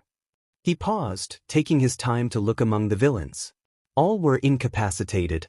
It was way too easy to defeat them. Were they really expecting to kill All Might with quantity over quality? No, it couldn't be. Then, what exactly was their plan? On the shore of the now frozen lake zone, Azui and Mineta were looking at a terrifying scene. Aizawa, their teacher who was capable of fighting against a horde of villains alone, was now pretty much being handled like a rag doll by the bird-headed villain. With ease. They could see he was struggling, they could hear him scream in pain. They wanted to run away, surely they would be safer at the entrance, however, they just couldn't move. It was overwhelming, the dread of seeing someone they knew was more capable than them being so powerless against this so-called Nomu. Suddenly, the Black Mist villain appeared once again. As if they needed more help. Shigaraki Tamura. He announced his presence formally to the hand-covered villain, similar to what a butler would do. Kurogyri. If you're here, then that means 13 is dead.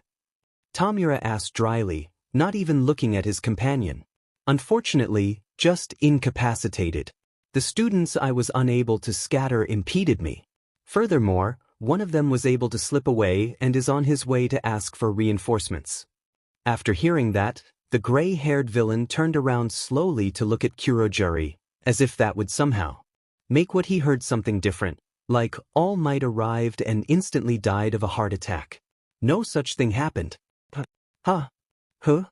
Each of those questions were punctuated by him scratching his neck, each time faster.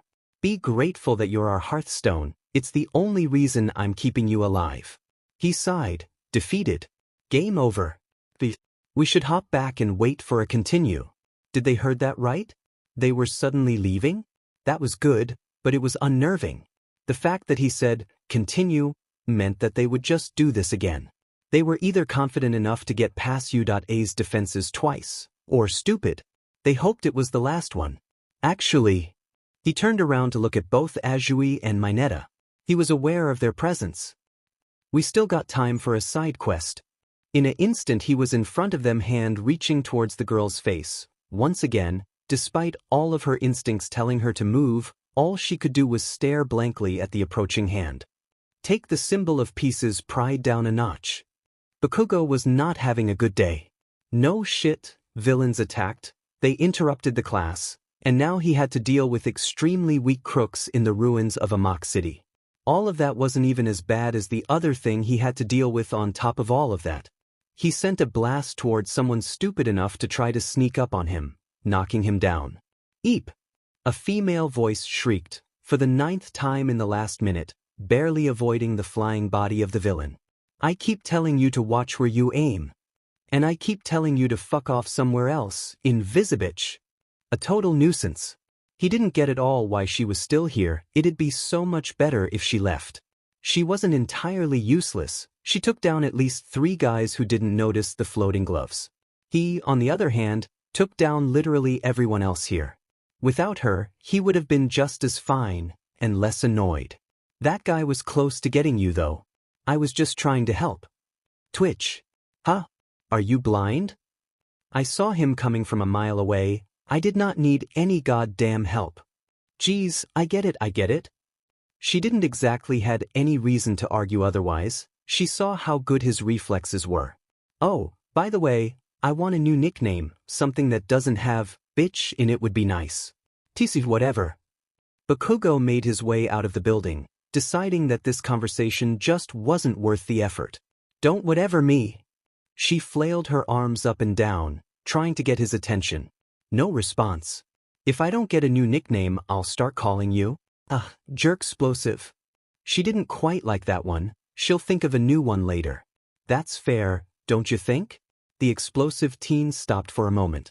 Hakigura couldn't see it, but she had a feeling he was gritting his teeth right now. She was right. You listen here, Invisibitch. He put a clear emphasis on the nickname. I'm gonna go murder that misty piece of shit. You can fuck off for all I care, just don't bother me. After that, he kept walking. So rude. She began to follow him outside. There was only one exit after all. But wait, Didn't you already try that? He wasn't answering. And it didn't go well. So why would you want to do that again? Silence. Jerks blows dash. I told you not to fucking bother me. Are you deaf? He yelled in her general direction. I just want some answers. And she was getting a little payback. She almost got blown up, so in her eyes it was justified to mess with him. Bakugo scowled. He just had to get the annoying one. I know for sure I can get him. And when I do that, they're not gonna have an exit. Happy? You better not have any more questions, 'cause I'm not answering them. All clear. She saluted. The blonde rolled his eyes. I'm gonna help. Once again, Bakugo stopped walking for a couple seconds, just making sure he heard that right. It's best to just ignore her. The entrance wasn't so far away. Surely when they got back to the fighting she wouldn't be as much as a nuisance. Hey, don't be like that. I'll be helpful. I can sneak up on them. My stealth is A+, you should know. She proclaimed proudly. I'll have to take my clothes off, but that's no biggie. She took off one of her gloves, and then she remembered the boy's presence. Don't peek. The red-eyed teen tried as best as he could to ignore her. He was thinking this was somehow shitty Deku's fault. Sure, he didn't have any proof, but he didn't have any doubts either. First the guaranteed loss against Invisibitch, and now he had to stand her presence. Someday he'll get payback on the fucker. Izuku repeated a question he asked earlier. How exactly is this lucky? He barely arrived at the plaza, only to see that his teacher was defeated on the ground, held down by the absurdly strong Nomu. He knew how Eraserhead's quirk worked, to a certain extent. He could put 2 and 2 together. The villain's strength wasn't connected to his quirk, which meant that he had a quirk which wasn't super strength. There was a small moment of hopeful confusion after the Warp Gate villain showed up. The leaders said they were going to leave. It sounded too good to be true. Shocker. Take the symbol of peace's pride down a notch. The green-haired boy didn't know much about the situation. He didn't know what that particular villain's quirk was. But it must be bad. He didn't think, he didn't need to. He just took out one of his cards, an ace of clubs, and threw it as best as he could towards the hand-covered villain. It was about to hit him before the villain simply stopped and caught it with his hand, holding it between his thumb, index, and middle finger. The good part, the villain was no longer after Azui. The bad, the villain was now looking at him and he wasted the surprise factor. A twisted fate wannabe, huh? Shigaraki asked almost casually. It was a nice throw for an amateur, but you need practice. He held the card using all of his fingers and it began to crumble into dust. As it did, a small yellowish cloud quickly formed around it. The hell? The villain questioned before feeling its effects. His eyes teared, his vision began to blur, he coughed. A stinging sensation propagated across his face. It was a gold card, he said with extreme disdain. Tamura, what's wrong? Kurogiri asked, a hint of worry in his voice. The brat had pepper spray in a card. Damn it, blinded, I hate crowd control. He grumbled while scratching his neck, pain clear in his voice. Nomu. Said individual stood up at the mention of his name, making his way towards him, waiting for orders. Kill the beer dash. Before he could finish his command, the doors of the USJ burst open, revealing an incredibly angry All Might. His signature smile replaced by an intimidating scowl. Everything's fine now. Because I'm here.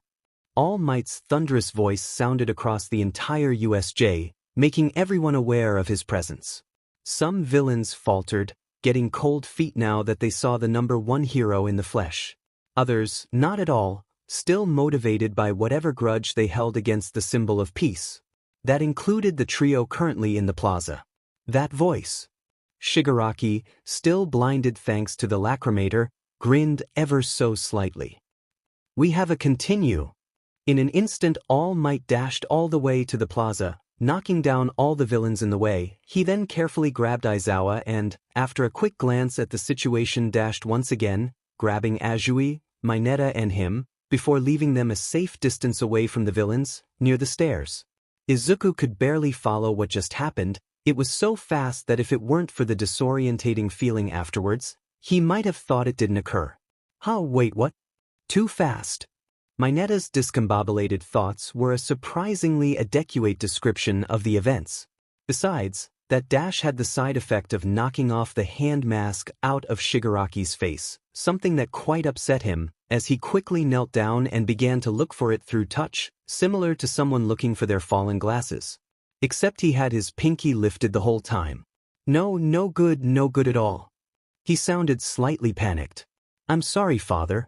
I can't find you. A misty hand picked up the hand and placed it in front of the villain, allowing him to carefully pick up the item.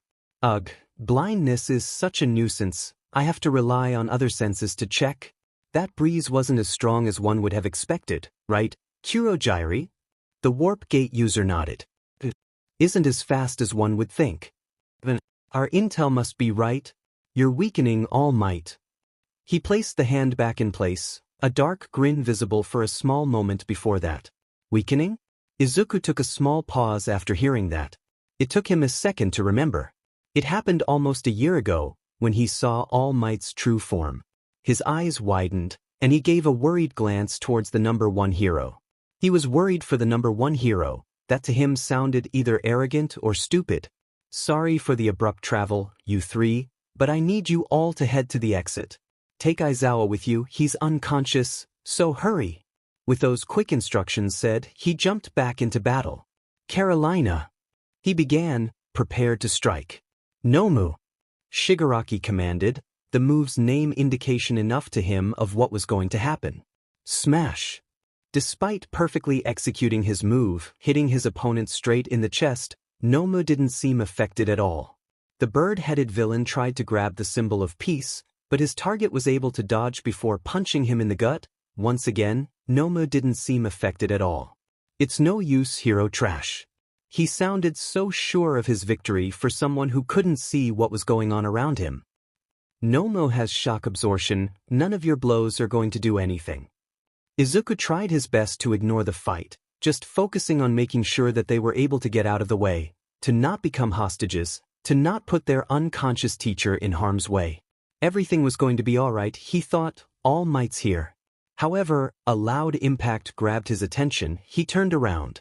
Once the smoke cleared, he saw the bizarre view of All Might suplexing Nomu through a portal, and Nomu emerging from a portal under All Might to grab his abdomen very tightly. Izuku didn't even notice that he had left Aizawa with Azui and Mineta. He just had to help somehow. Trusting that luck would do its thing, he threw another card at Nomu's face, hoping for the best. Maybe a repeat of the tear gas. That worked wonders. Sadly for him, a black portal opened in the middle of its path, consuming the 3 of diamonds. He then saw how that very same card smacked All Might in the forehead. Thankfully it only did that, falling harmlessly on the ground. It doesn't activate on impact. Is it Quirk related? Kurogiri inquired, and even though he didn't receive an answer, the teen's silence was telling. Whatever the case, I'm not going to allow you to interfere. Izuku scowled. Of course he couldn't use projectiles now, he might start feeling useful otherwise. Calm down, he still might be able to do something even if he was being watched by the misty villain. Analyze the situation. Shigaraki was still blinded, so he was a non-factor. He saw movement behind Kurogiri. Something swiftly approaching. Wait a second, that's Kak. Eat shit, you misty fuck. He announced once he made his explosive entry, grabbing the villain by his neck brace and pinning him to the ground with a vicious grin on his face. Oh, you actually got him. A feminine voice commented from nowhere. What the fuck you mean, actually? I told you I would, Invisibitch. The villain tried to use that moment to escape, unfortunately for him, that only made Bakugo's grip tighter. Hey, no moving. You wouldn't want me to fill you to the brim with explosions, right? With the way that he said that, it went unsaid that Bakugo did want to go through with that threat. Izuku blinked. That was a nice turn of events, but even so, All Might was still. No, never mind, All Might just left the now half-frozen Nomu's grasp. Thanks, Todoroki. Meanwhile, Shigaraki was scratching his neck, trying to make sense of what just happened. What a poorly made cutscene.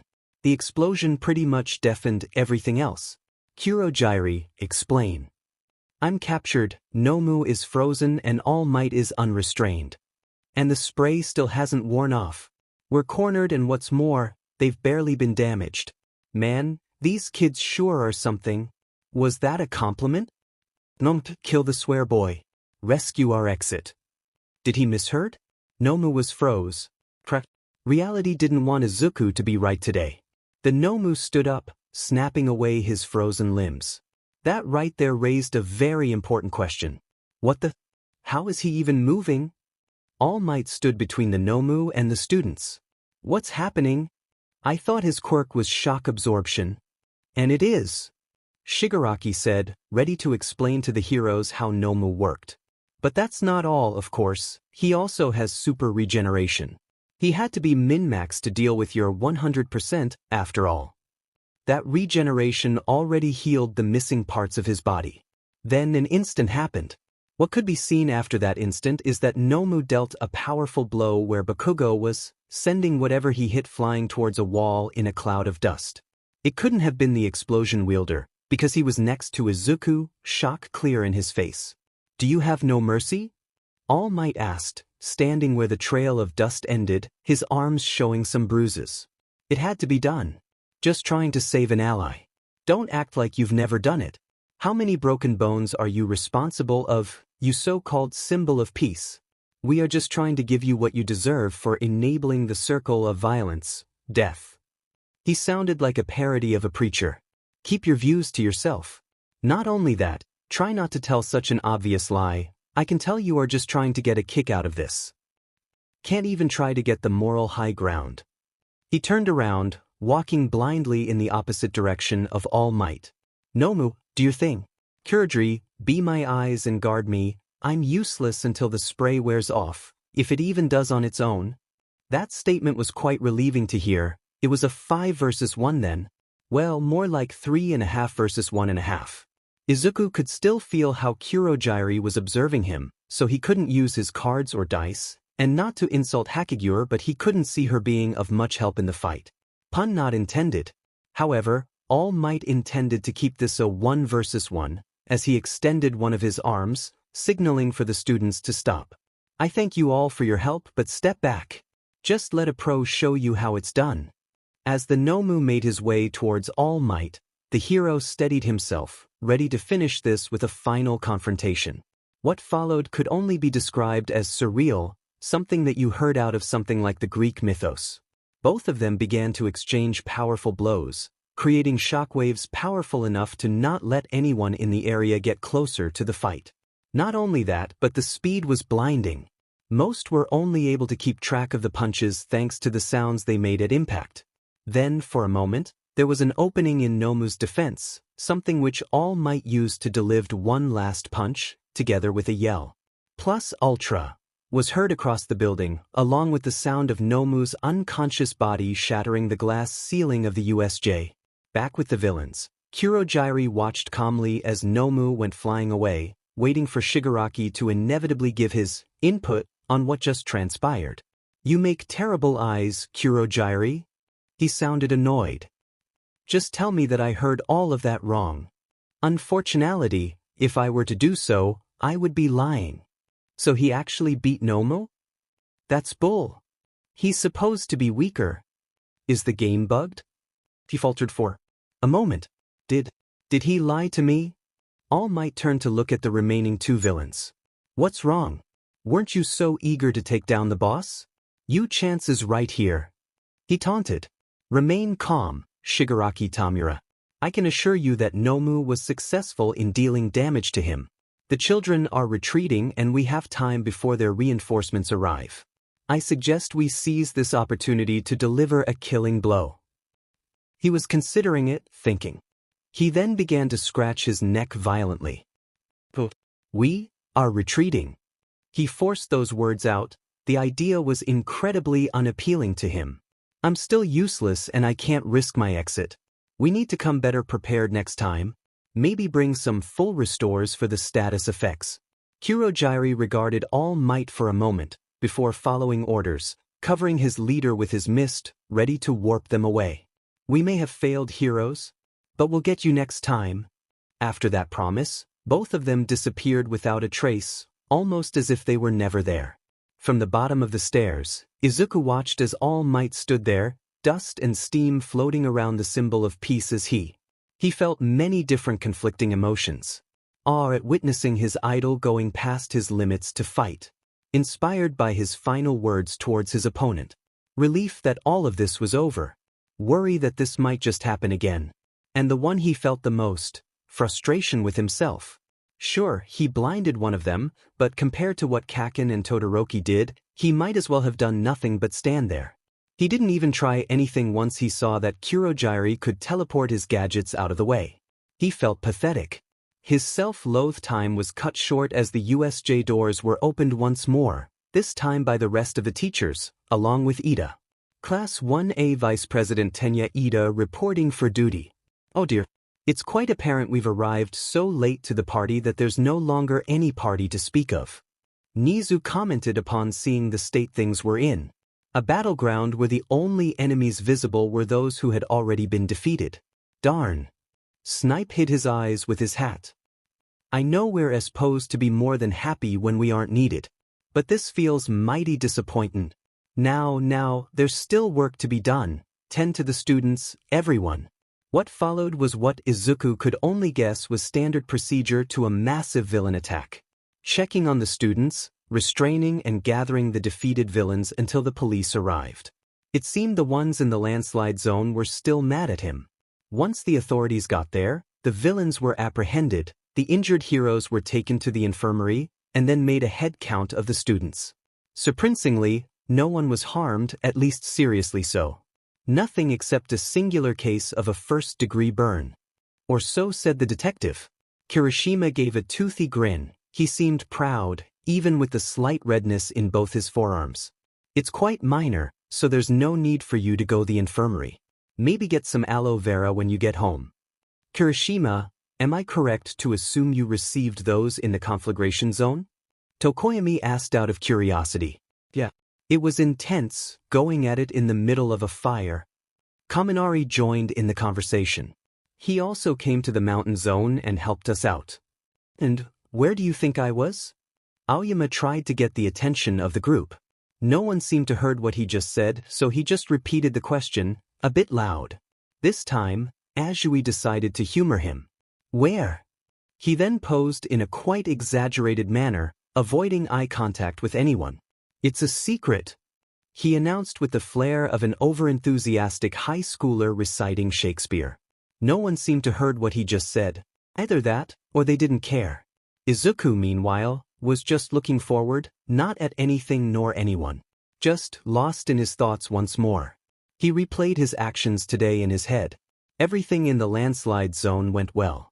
Perfect even. He didn't get hurt once and the villains were captured. So the dice worked, at least. Then he arrived at the plaza, through a single card that blinded Shigaraki. And honestly, if All Might didn't arrive there, he'd been royally screwed. He wasn't an idiot. He perfectly knew what the villain was about to command. Kill the brat. He guessed he was just lucky that All Might showed up when he did. But even so, what would he have done if he didn't? Throw another card? Even if he could act in time, Kurogiri would likely teleport them somewhere else after he saw they'd be a problem. Using dice as a traps would be the most logical course of action, maybe pretend he dropped them accidentally. But still, against that kind of enemy he'd only be stalling for time and cons.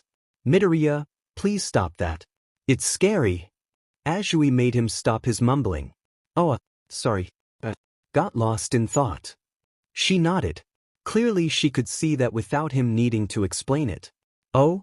Aoyama once again invited himself into the conversation, only having heard that Izuku got distracted thinking. And what may be that occupies your mind? Is it perhaps a lady you fancy? Could it be that the rumors I've heard about Monsieur Midoriya are true? Izuku blinked. It took a second until he understood what he meant by that and as a reaction quickly shook his head. No. It's just that I didn't feel that, useful here. That's dumb.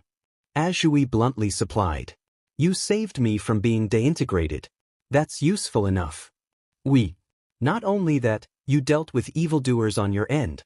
Though I must say you should replace your equipment with something more flashy and stylish. An odor bomb is no good. Not even Epois de Bourgogne compares to the stench you unleashed. That, to Izuku, sounded strange. How do you know I did that? Both of them could see how Aoyama began to sweat ever so slightly. His eyes shifted from side to side. It's a secret, he answered while delivering another exaggerated pose. A secret quite easy to figure out, at least to Azui. You hid in the landslide zone and saw Midoriya fight, didn't you? Aoyama's pose stiffened. Non. I'd love to tell you what sparkling experience I had, however, it must remain a secret. That was quite an obvious lie, trying to save face. Somehow hearing that made Izuku feel better about his small contribution, even if it was small. But he still needed to find a way to fight without relying on his surprise gadgets. Maybe he should ask his teacher for more clear advice once he gets the chance. Izuku looked at the clock inside his room while lifting one of his dumbbells. It was almost noon. Would have been lunchtime in school if it weren't a free day. Free day. It was strange to think about it. Not the free day itself, but that it had to occur during the first week of class. A necessity. You couldn't just expect teenagers to easily recover emotionally from what could have been a life or death experience when they just barely got into the hero course. Izuku knew all of that, but it still felt weird. It brought him to think about how, despite being, as Kirishima put it, the luckiest man alive, his class got attacked by villains, interrupting an important lesson. Yes, it actually didn't involve chance at all. It was the result of conscious calculated choices, therefore unaffected by luck. It still felt unfortunate. However, on that topic, there was one issue that he did feel was genuinely unlucky when he thought about it. Being the first person with a luck-related quirk. While it guaranteed that he would always be the luckiest person in the room, it also meant that he had to come up with ways about how to use that luck, without being able to use another hero as inspiration. That wouldn't be so bad if luck wasn't such an abstract concept. To know if something worked, he had to do it first. So far, he was able to test mundane stuff.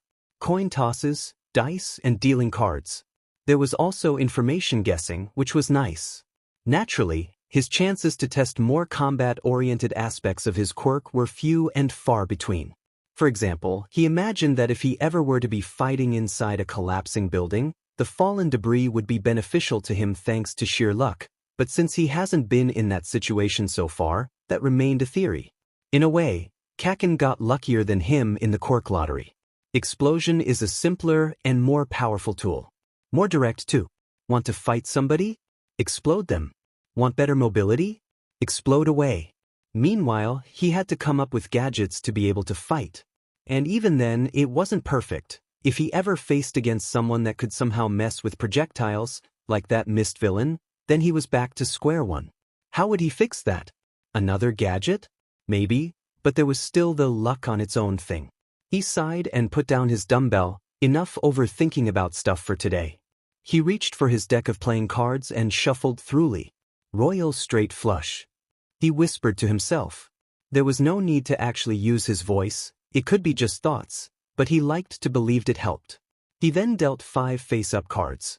Just as he said, ace, king, queen, jack and 10 of hearts, one after another. It wasn't as impressive as the first time he did that, but it helped him relax in a way. He didn't do anything fancy there, just a simple shuffle. He didn't control the position of the cards, no sleight of hand, nothing. Yet, at the same time, he was also in control of the results. Full house, aces over kings. He dealt again, and because he wanted it to, the next 5 cards were the remaining aces along with 2 kings. Totally in control.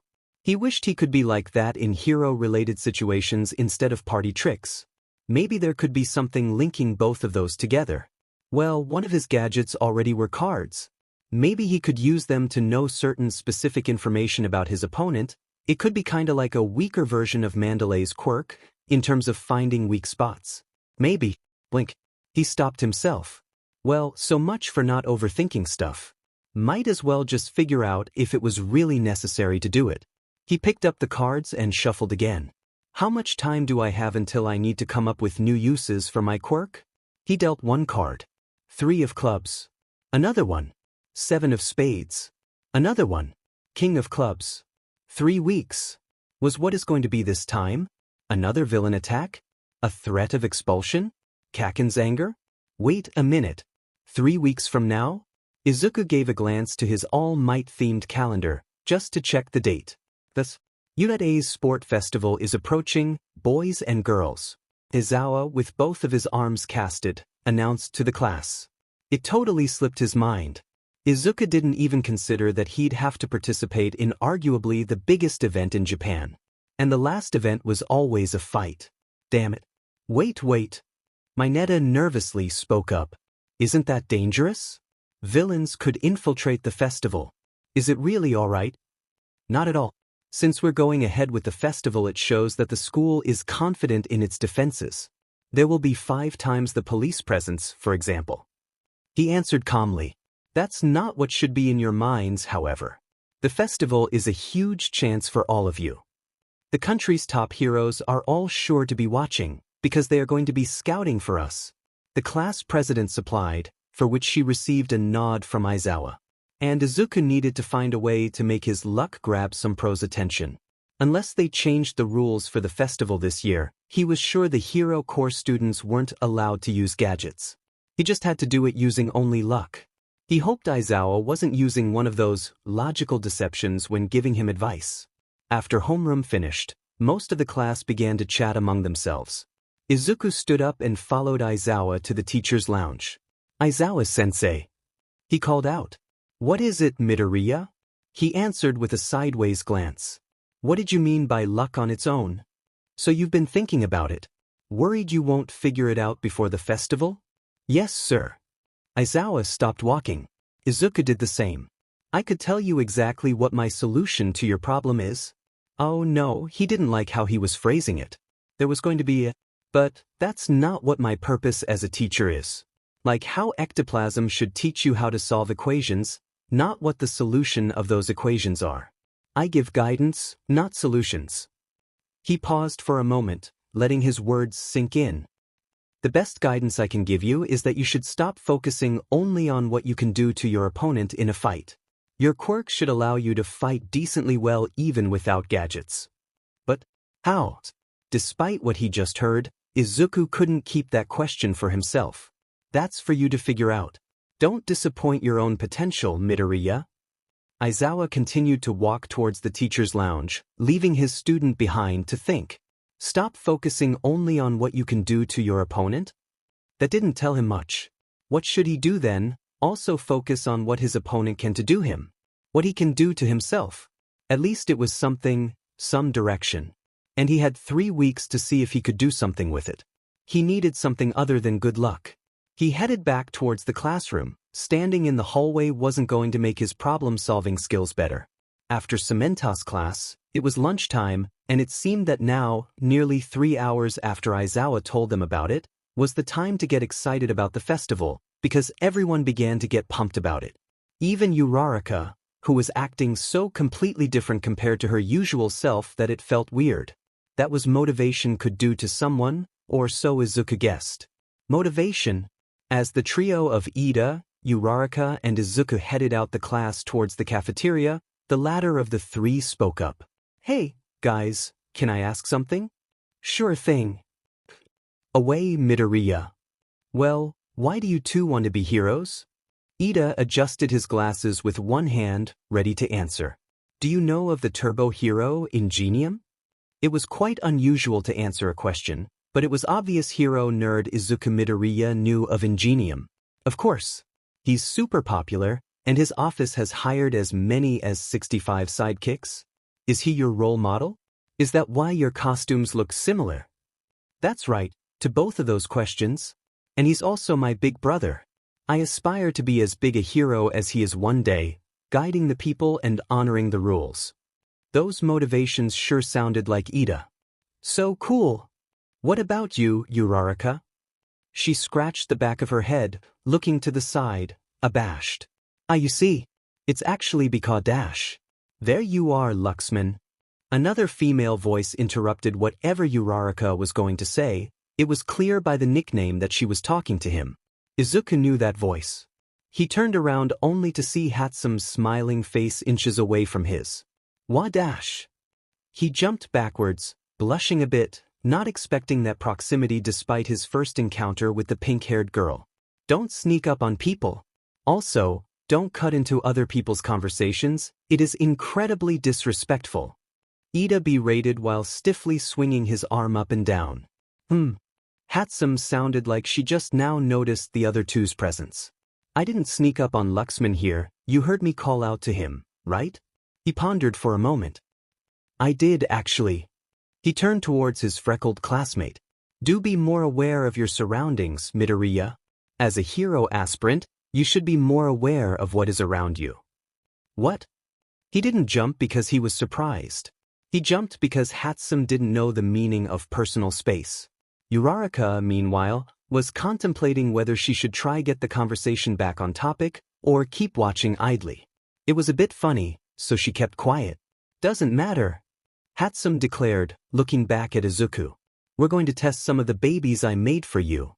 If either Ida or Uraraka were drinking water right now, they'd more likely spit it out. Not sure if they heard that right. They haven't heard the rumors, apparently. Midoriya, what are you making her do? He was already ready to reprimand him. Gadgets. She means gadgets. Izuku stressed that last word out before turning back to the pink-haired girl. But, now? What about lunch? She laughed as if that was no problem at all. I got it covered, I always bring energy bars in case I need to skip lunch. That doesn't sound healthy. On one hand, he didn't want to skip out on lunch. On the other, he did want to see what those gadgets were all about. He turned around to his classmates with a sheepish smile. Sorry guys, I'm gonna be. Aida. Said boy was looking sterner than usual. His eyes were obscured by the light reflecting from his glasses, ironically enough. I hope you aren't planning to skip lunch again, Midoriya. Again. The third day of school. You already skipped lunch once. But that was because of the whole evacuation thing. Oh, right that. Hatsum said before pointing toward Izuku. That's when you went to the development studio. Why did she say it as if that was something she just remembered? Whatever the case, Midoriya, lunch it's a vital part of your routine. If you start to make a habit of skipping it, you surely will mess up your body's metabolism. He turned towards Hatsum. That goes for you too. You can't replace a meal with an energy bar. Izuku didn't expect to get reprimanded over this. He only did it once. Sure, he was thinking about doing it twice, but it wasn't a big deal. That would only be 2 out of 5 lunches here. Only 40%. Actually, it was starting to sound bad. Wait, but I need him to do some testing. What do you expect me to do, to wait after he eats? She asked, as if that was something ridiculous. Yes. Ida sounded mad that he even had to answer that question. Takes too much time, I want to keep working on those babies. Use that extra time to eat a proper lunch. While those two were discussing whether or not a lunch was important, Izuku saw how Uraraka was having a hard time holding back her laughter. He didn't find it funny, it was awkward. Standing in the middle of the hallway waiting for those two to reach a conclusion. He sighed. Hatsum, I'll do the tests after lunch. But Dash. You can tell me what the gadgets do at the cafeteria, then you won't have to explain it to me at the studio. He tried to make it easier for her to accept the condition. She crossed her arms, thinking for a while. You have to let me use you someday. You use me? But I already told you I was going to test the gadgets. I know, she said before pushing him forwards, almost as if he was a shopping cart. Now hurry. The sooner you eat, the sooner I'll get back to progress. Hey, don't push a fellow student like that. Do you not have any manners? Despite Ida's protest, she didn't stop in the slightest, much to Izuku's shame and Uraraka's entertainment. Izuku silently put his tray on the table. Positives, he could have katsudon as lunch. Negatives, it was an embarrassing walk to the cafeteria. Of course, an enthusiastic pink-haired girl pushing someone gathered attention. Not much, thankfully. It also helped that they were a group of 4 people. It somehow made the glances more tolerable. Hey, you two got the same lunch. Uraraka pointed out while happily eating her rice. Indeed, Hatsum also had a bowl of katsudon on her tray. Yeah, I also had to eat to keep terms and services over there from making a big deal out of food. She responded in between bites. Terms and services? Both of the boys asked. You pretend to listen and say yes. It's the fastest way to deal with him. She whispered, paradoxically loud enough for Ida to still hear what she was saying. He knew what that meant. He had accounts online. It was just a weird way to refer to someone. So you like Katsudon, Hatsum? I like Machi. Uraraka tried to make some small talk. Hatsum looked down at the bowl before shrugging. It's alright, but I prefer pizza. I just chose this for luck. Wait, no, it doesn't work like that. Izuku interjected, getting what she was thinking. Not every choice I make is lucky. I just really like Katsudon. Maybe your quirk made it so that your preferences matches the lucky choice.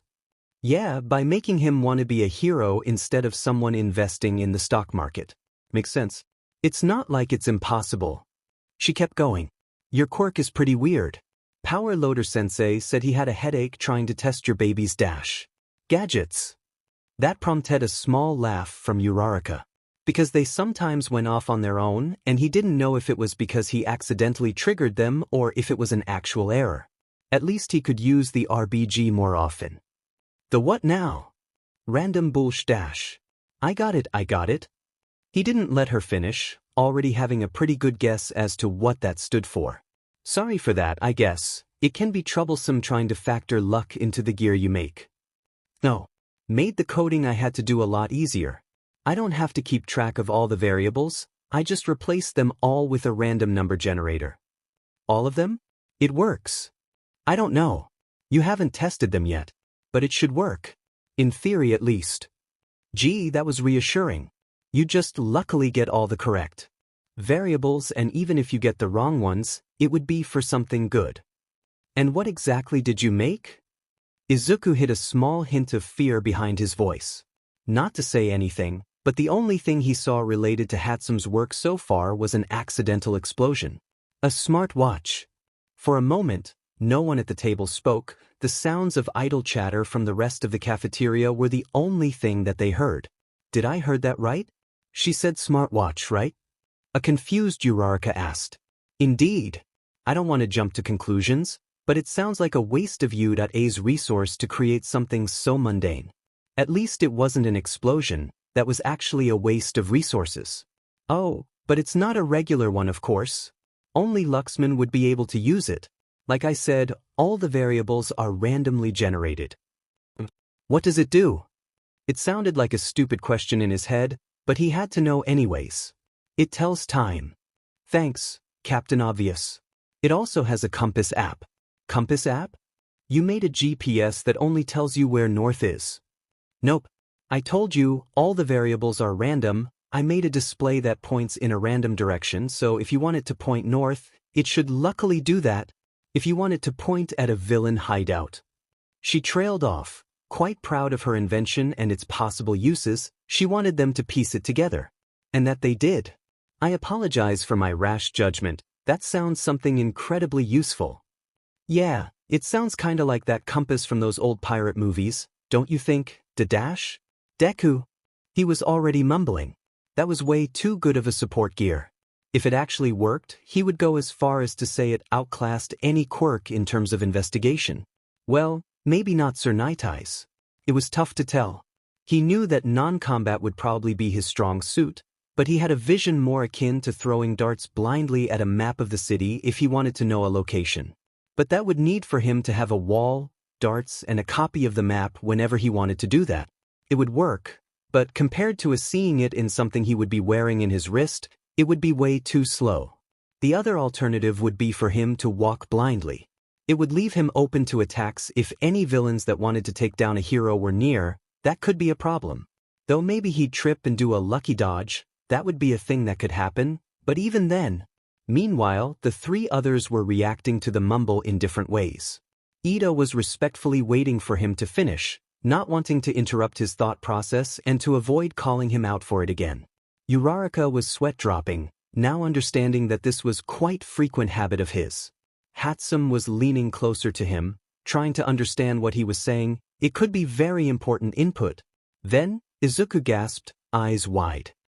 I think I might have come up with something. I might need to practice it, though. He mumbled in a more coherent way than what he usually does. It better be after you test my babies. Oh, right, it had to be after that. He hoped that smartwatch worked, It sounded way too good for it to fail. And he hoped his idea worked as well. It might actually be his way to get a higher place in the festival. 12:43, 17 minutes left before lunchtime was over. So the sleek white watch, with a single button on its side told. His phone had the exact same time, so it must be right. Which was a little mind-boggling because, well, the watch was telling him the time because he wanted it to. If he didn't want that, and instead he wanted actual randomness, 14:04, 57:02, 22:15, similar numbers appeared on the screen, every second a new combination. It was strange, such a change happening simply because he wanted it to happen. He supposed it was not unlike what he did with his cards, but seeing it in real time was something else. He appreciated these moments when his quirk was an actual conscious decision by him.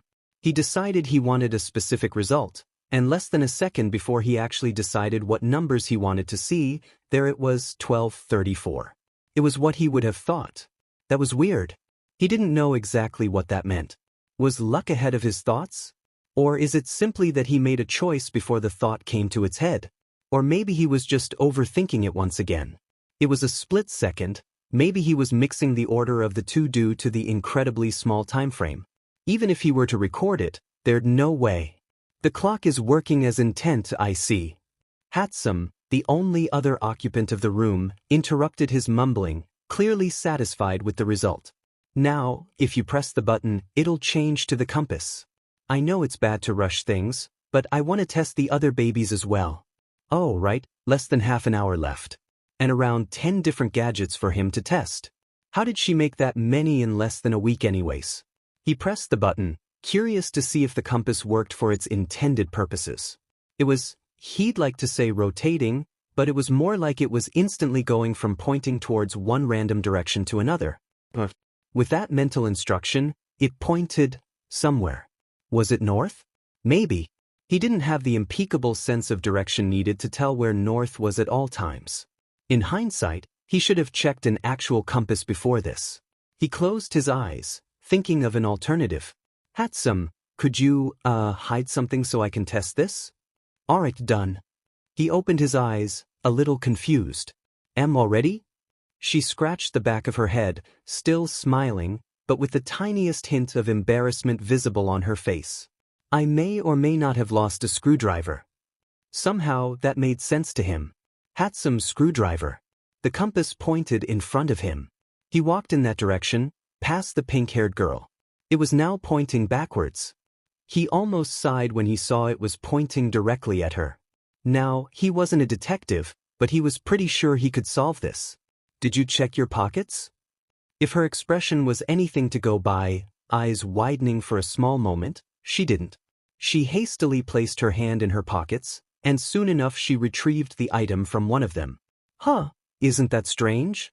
He wanted to ask how could she have possibly lost them there. Then he remembered that time he struggled to find one of his notebooks while he was holding it in his hand. Yeah? Oh? Is there anything else we need to test with the watch? No. I might make more apps for it later, since coding them it's not that hard as something else. Why? He asked while taking off the device, curious if it was only because it could be random. Because usually the computer does what I tell it to do, not what I want. She didn't complain, it was more like she was stating the problem. As she spoke she took one of the many other gadgets left to test. This one looked like a BOO tie, a quite simple one at that, no details at all. There's this suit I want to make, and for it to work I need to read the movements of the user, that's the input, and use that to make the suit move on its own, so that the pilot doesn't make more effort than necessary. Turns out I also have to make it so that it doesn't read its own movement or else it's stuck on a feedback loop. With your luck, though, there are no inputs. If I were to make that same suit specifically for you, I could just make its movements random. There was. Feedback loop gone. You get it? She then quickly put the tie on his neck, with her now typical closeness, much to his embarrassment. Was that how it was like to hear him mumble? Well, probably not. He understood what she was saying. Kind of. I think I did. He took a small moment to recover from her lack of understanding of personal space. It's like you said earlier, you trust that my luck will do the right thing, and even if it doesn't, it's probably for something good. Yeah, you got it. She pressed a button in the tie. Nothing happened. She didn't seem affected by the device's lack of action. Is that a good thing? He should have asked what it was before agreeing to putting it on. Yup, working as intent. She proudly proclaimed. It's like your dice. Once the button is pressed, it can randomly activate at any time.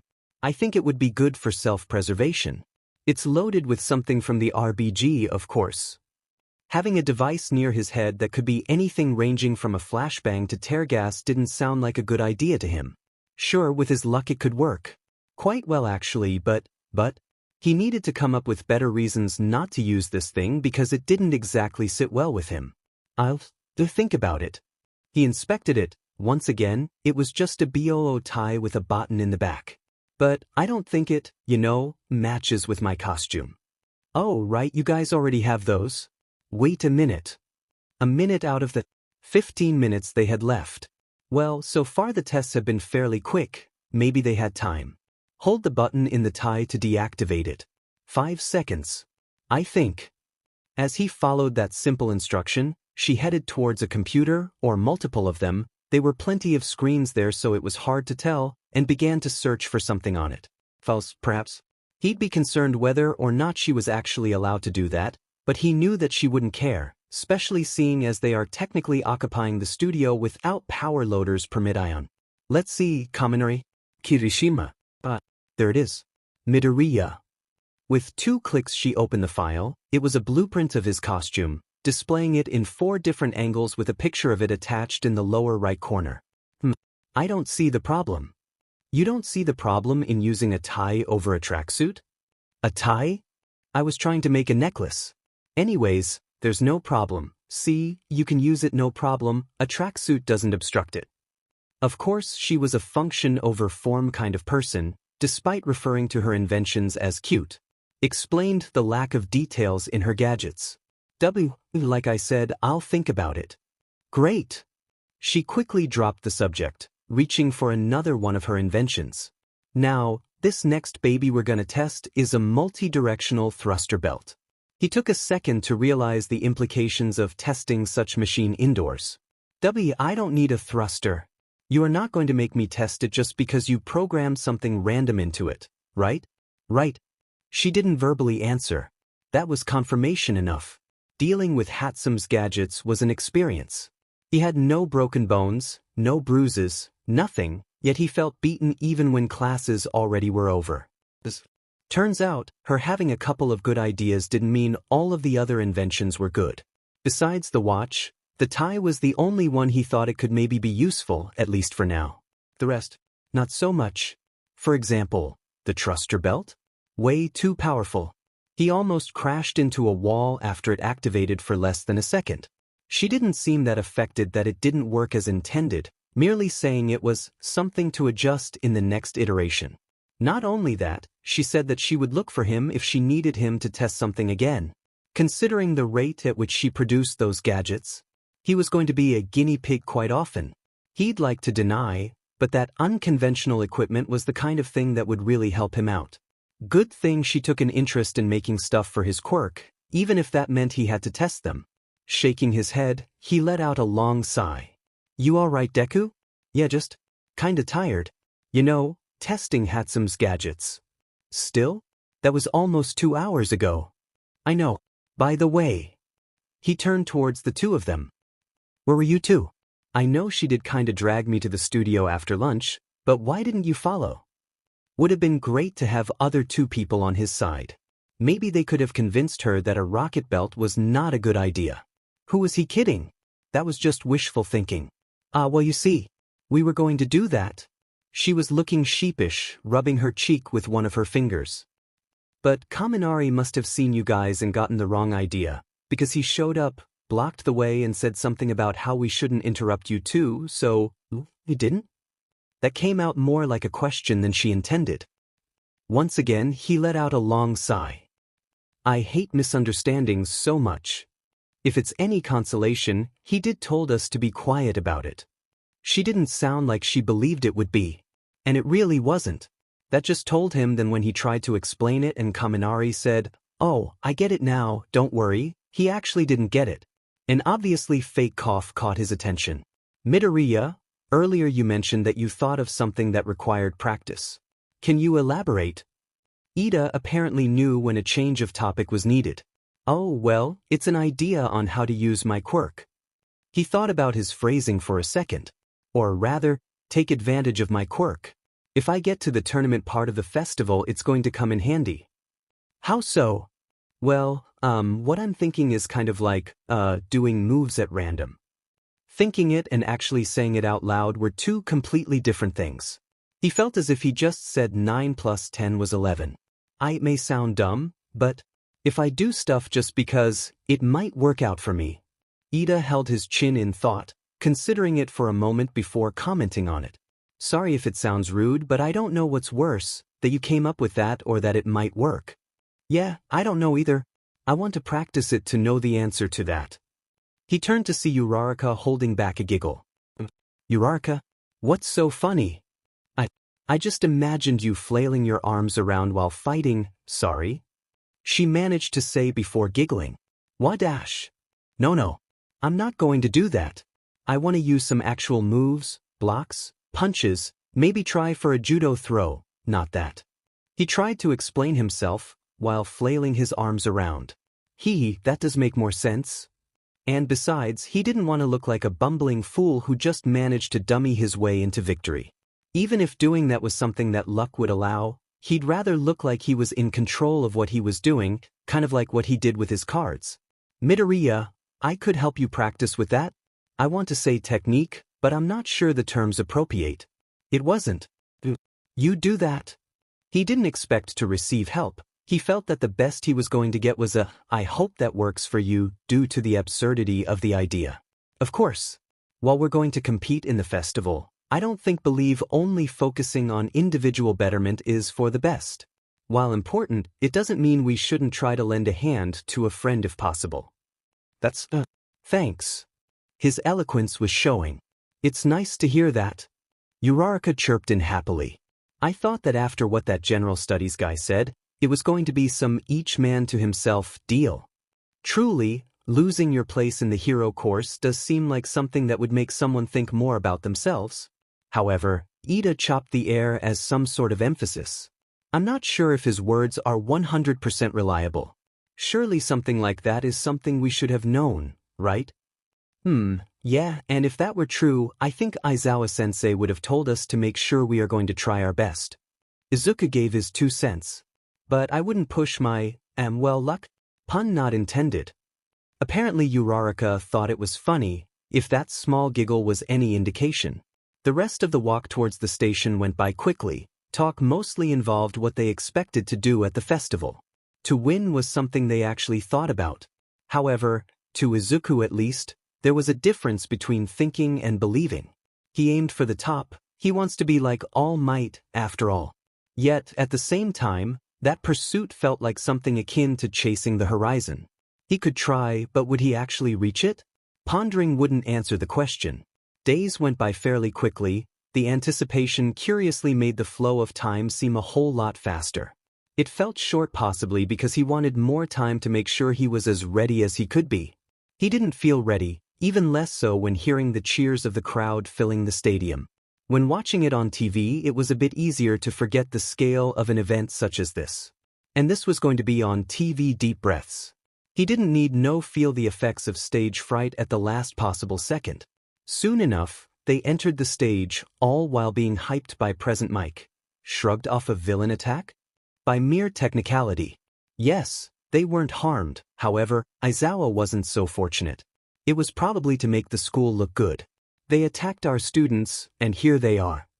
Maybe that explained why the other classes received such a bare-bones presentation. He hoped that the commentary became more impartial later on. He could just feel how that didn't win them any points with the other classes, who were already labeling them as arrogant show-offs. Seriously, did they think getting attacked by villains was a nice experience? Midnight, teacher and chief referee for the freshman stage, needlessly cracked her whip to make sure everyone's focus was on her. She had a microphone, and was wearing her hero costume. He didn't need nor want to explain why that made it easy for her to get attention. And now, the player rep. 1, A's Katsuki bakugo. She announced while pointing at the explosive teen. He didn't seem affected.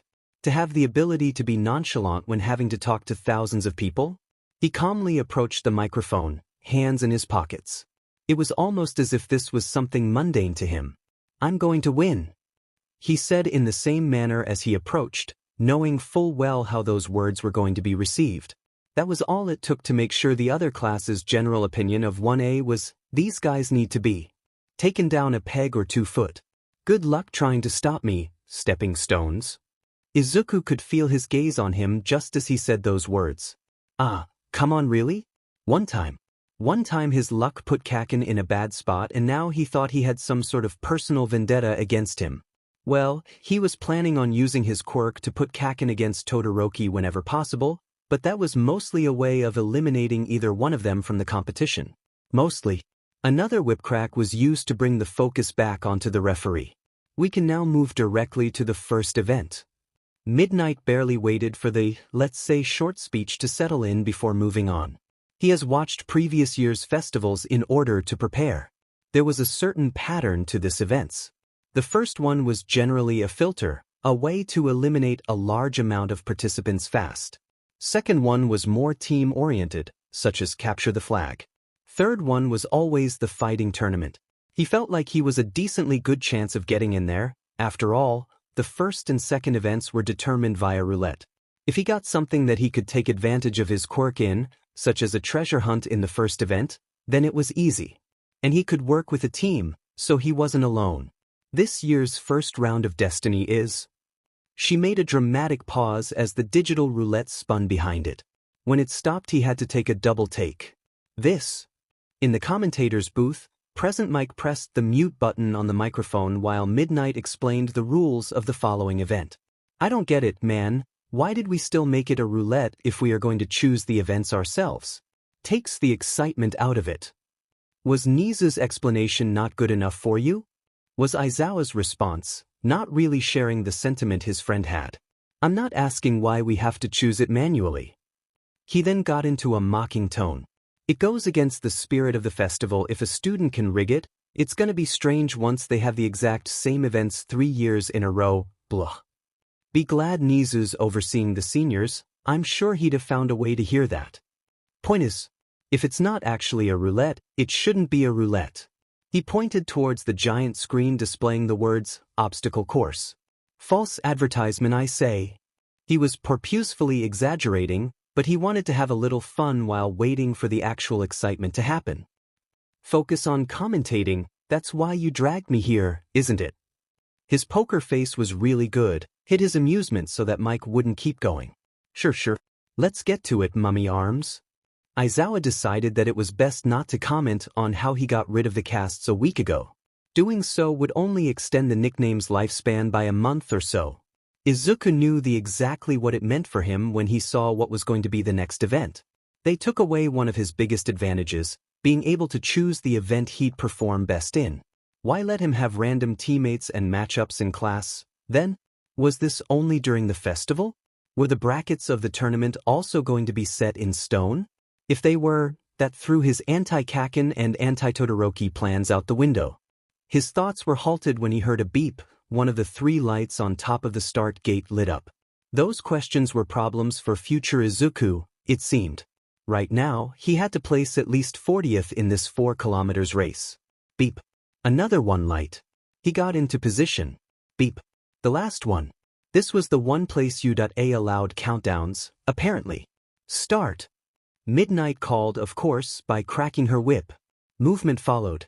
Maybe it was too soon to judge. But Todoroki was expecting more.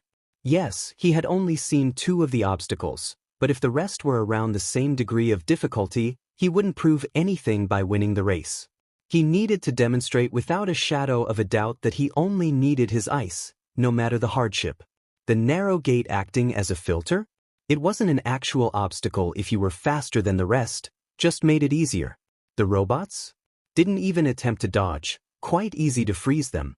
Even the zero-pointers, those gigantic, impressive mechanical beasts, weren't all that intimidating to him.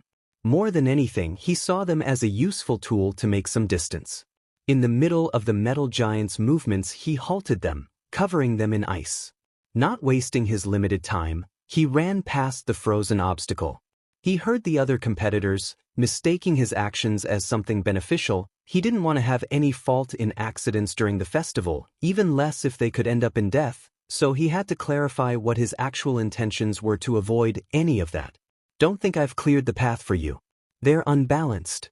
He saw how the robots began to tip over, making the rest of the competition waver. Actually, almost all of them. Seeing a single other competitor running straight to what was going to be the most dangerous zone in the race almost made him pause. Even from a distance he could see it, both the fear and conviction in his eyes. A contradiction. The 0-pointers were going to fall on top of him if he kept running, yet keep running he did. What followed made him recall that conversation he overheard while they were on the way to the USJ. A singular crash sounded, and yet, Izuku Midoriya was fine. Like a house of cards, every single one of the robots stopped each other from completely falling, forming a triangle-like tunnel composed of the robots' frozen bodies. There went the blockage idea, it wouldn't matter that much anyway. He gave one final glance at Midoriya before continuing to look forward. Luckiest man alive, huh? Holy shit, that worked way better than he thought it would. To say it was risky would be understating it a lot, but he decided to bet on the fact that Todoroki wasn't a complete mastermind and he didn't try to control the exact way the robots fell down. It was stupid, but randomness rarely was anything but. He tried to calm his breathing. He was feeling how his heart was going to burst out of his chest. He hadn't even run for 5 minutes. It was not the time to feel like that, even if it wasn't because he was tired, or worse, hurt. He could still keep running, obviously, and that is what he should do. He was in a good place now, just had to keep it or not fall behind too much. What an unlikely twist. The Robo Inferno has been turned into the Robo Gateway. 1A's Midoriya leading the chase for Todoroki. Mixed commentary played from the camera bots following their movements. It's those bold moves I like to see. Leading the chase. Of course, this Robo Gateway wasn't only for his personal use. He turned his head slightly to look behind him and saw that not more than 10 meters behind him, Kirishima and the silver-haired guy that came to his class 2 weeks ago were following him, all while butting heads. Literally, he could swear he saw sparks. And they were gaining on him. Come on, he trained a lot in the last year, he just had to run. Sounds of blasts entered his ears, and he could tell they were rapidly approaching. He decided it was best to look forward. He already knew who that was. He was quickly passed by Kaken, who was propelling himself using his explosions. He was flying. That guy really won the Quirk lottery. At least he wasn't focusing on him, for now. It looked like he really wanted that first place. Izuku, on the other hand, would be happy just getting to the final event, honestly. His dream may be high, but his expectations not so much. For a while, there was an empty space, no obstacles, just running, probably made so that the actual race part of this event didn't felt so left behind. Ida would actually be really happy. Speaking of the devil, he got past again. Good for Ida. Though, it seemed like the next part of the race wouldn't be that good for a runner. Unless he could somehow run over that giant hole. He strained his eyes, trying to see more clearly what the next obstacle was about. Once he did, the first thing that popped into his mind was, how the heck were those things stable? Not the best to think about right now. The second thing he thought about, probably more important, was that he somehow should have anticipated tightrope walking being a skill he would need to learn. Middle of the race. Around 44th, Hatsum assumed. Not really the best for her. Not the worst either. If she could quickly climb 10 places or so, the attention surely would be on her, at least for a while, and she would be able to go to the next event. She had to wait, though, which was boring. So far the race has been to run and avoid robots. Cute robots. But cute robots she had to avoid. Wasn't hard, all she had to do was to let the hero course handle them and keep going. Some difficult terrain would be better to show off her inventions. The next challenge maybe would be just that. Actually, she could see it, barely.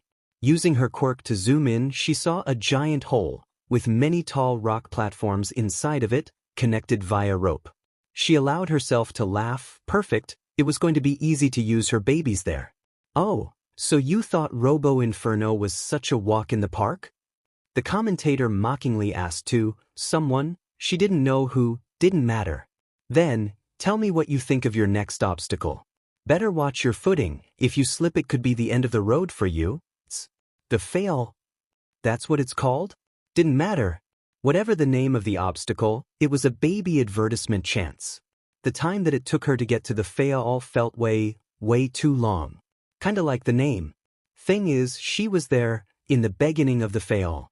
Now, finally, to show off to those support companies. She proclaimed loudly, expecting to catch the attention of the camera bots. Handsome. A familiar voice, another girl, didn't sound like it was from her class. While making sure her equipment was ready, she turned to see two other girls, a really pink one with horns too, and the one that talked to her, that bobbed, brown hair was also familiar. Oh, you're Luxman's friend. You know her, Uraraka? And what's with all the stuff she's carrying? Horns asked. Barely. She's from the support course and hangs around Deku sometimes. Oh, right, she called Luxman that. Wait, they can bring support items? Why can't we use our costumes then? There was a bit of outrage in her voice. She could answer that. Well, you guys get training from pros, right? That's what you brought here, your training. We brought the items we developed on our own. It's 100% fair. Her words didn't do much to calm Horns down. Didn't matter. Everything was ready. Well, if you'll excuse me, I have to showcase my babies. She shot her wire and activated her hover soles, quickly maneuvering to the next platform, leaving both of the girls behind. As she maneuvered through the air, she felt a certain rush. It wasn't because she was technically engaging in what could be called limited flight. No, it was because she built something that allowed her to do that. Surely the right brothers felt that way too. It wouldn't be the same if it was another plane. Uraraka, seeing the pink-haired girl move forward, noticed something. It was small, but it contrasted enough with all the other items the girl had on her. Either Hatsum lied about developing everything she was carrying on her own, or she made her own version of something that already existed. It was just a feeling, but that leather pouch hanging by her waist was just too familiar. He didn't know what place he was, he just knew he fell behind during the fall. How fitting. He wasn't going to catch up to the top 5, unless the final obstacle required some degree of luck to get past it. As if that were going to happen. Ladies and gentlemen, it looks like the two leads of this race have finally arrived at the last challenge of the obstacle course. Present Mick's voice interrupted his thoughts. If you liked Rambo, you're going to love this one.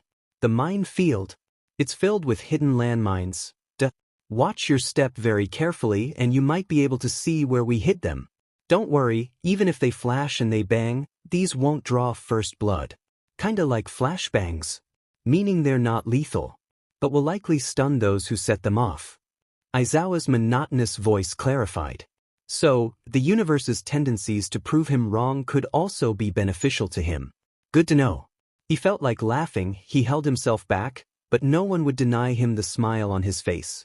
The robots scared him, the fall worried him, but this? The minefield might as well have told him, right this way, sir.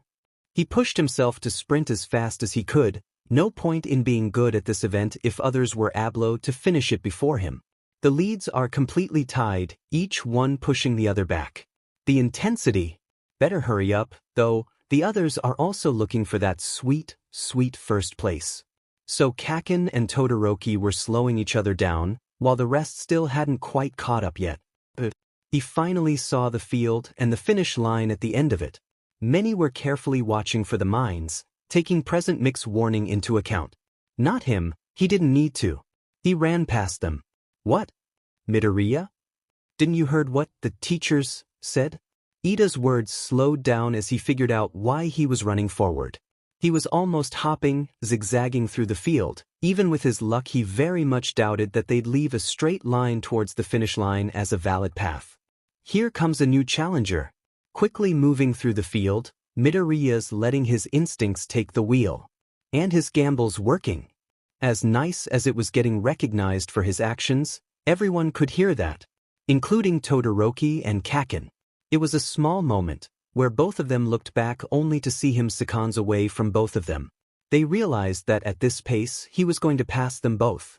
It would have been nice to have a small, no matter how tiny, head start before those two saw him as a common enemy. He supposed it was just the commentator's spirit, they just couldn't hold themselves back from telling the audience exactly what they were seeing with their very own eyes. The hell you think you're going, Deku? You're not going to luck yourself to first place. Kaken declared loudly, launching himself towards the finish line. Todoroki allowed that, only to create a pathway of ice beneath his feet as he ran straight towards the goal. A common enemy was enough for those two to stop fighting between each other and go all out. Now the goal is the only thing that matters. So, his luck against a explosion-propelled Kaken and a more fit Todoroki who didn't have to worry about the mines thanks to his ice.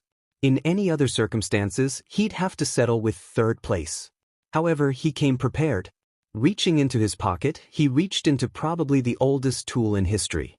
Though, calling a rock a tool might be stretching it a bit. It was quite easy to get them during the fall, so much so that he didn't even try to do it, they just fell right into his pockets as he climbed up.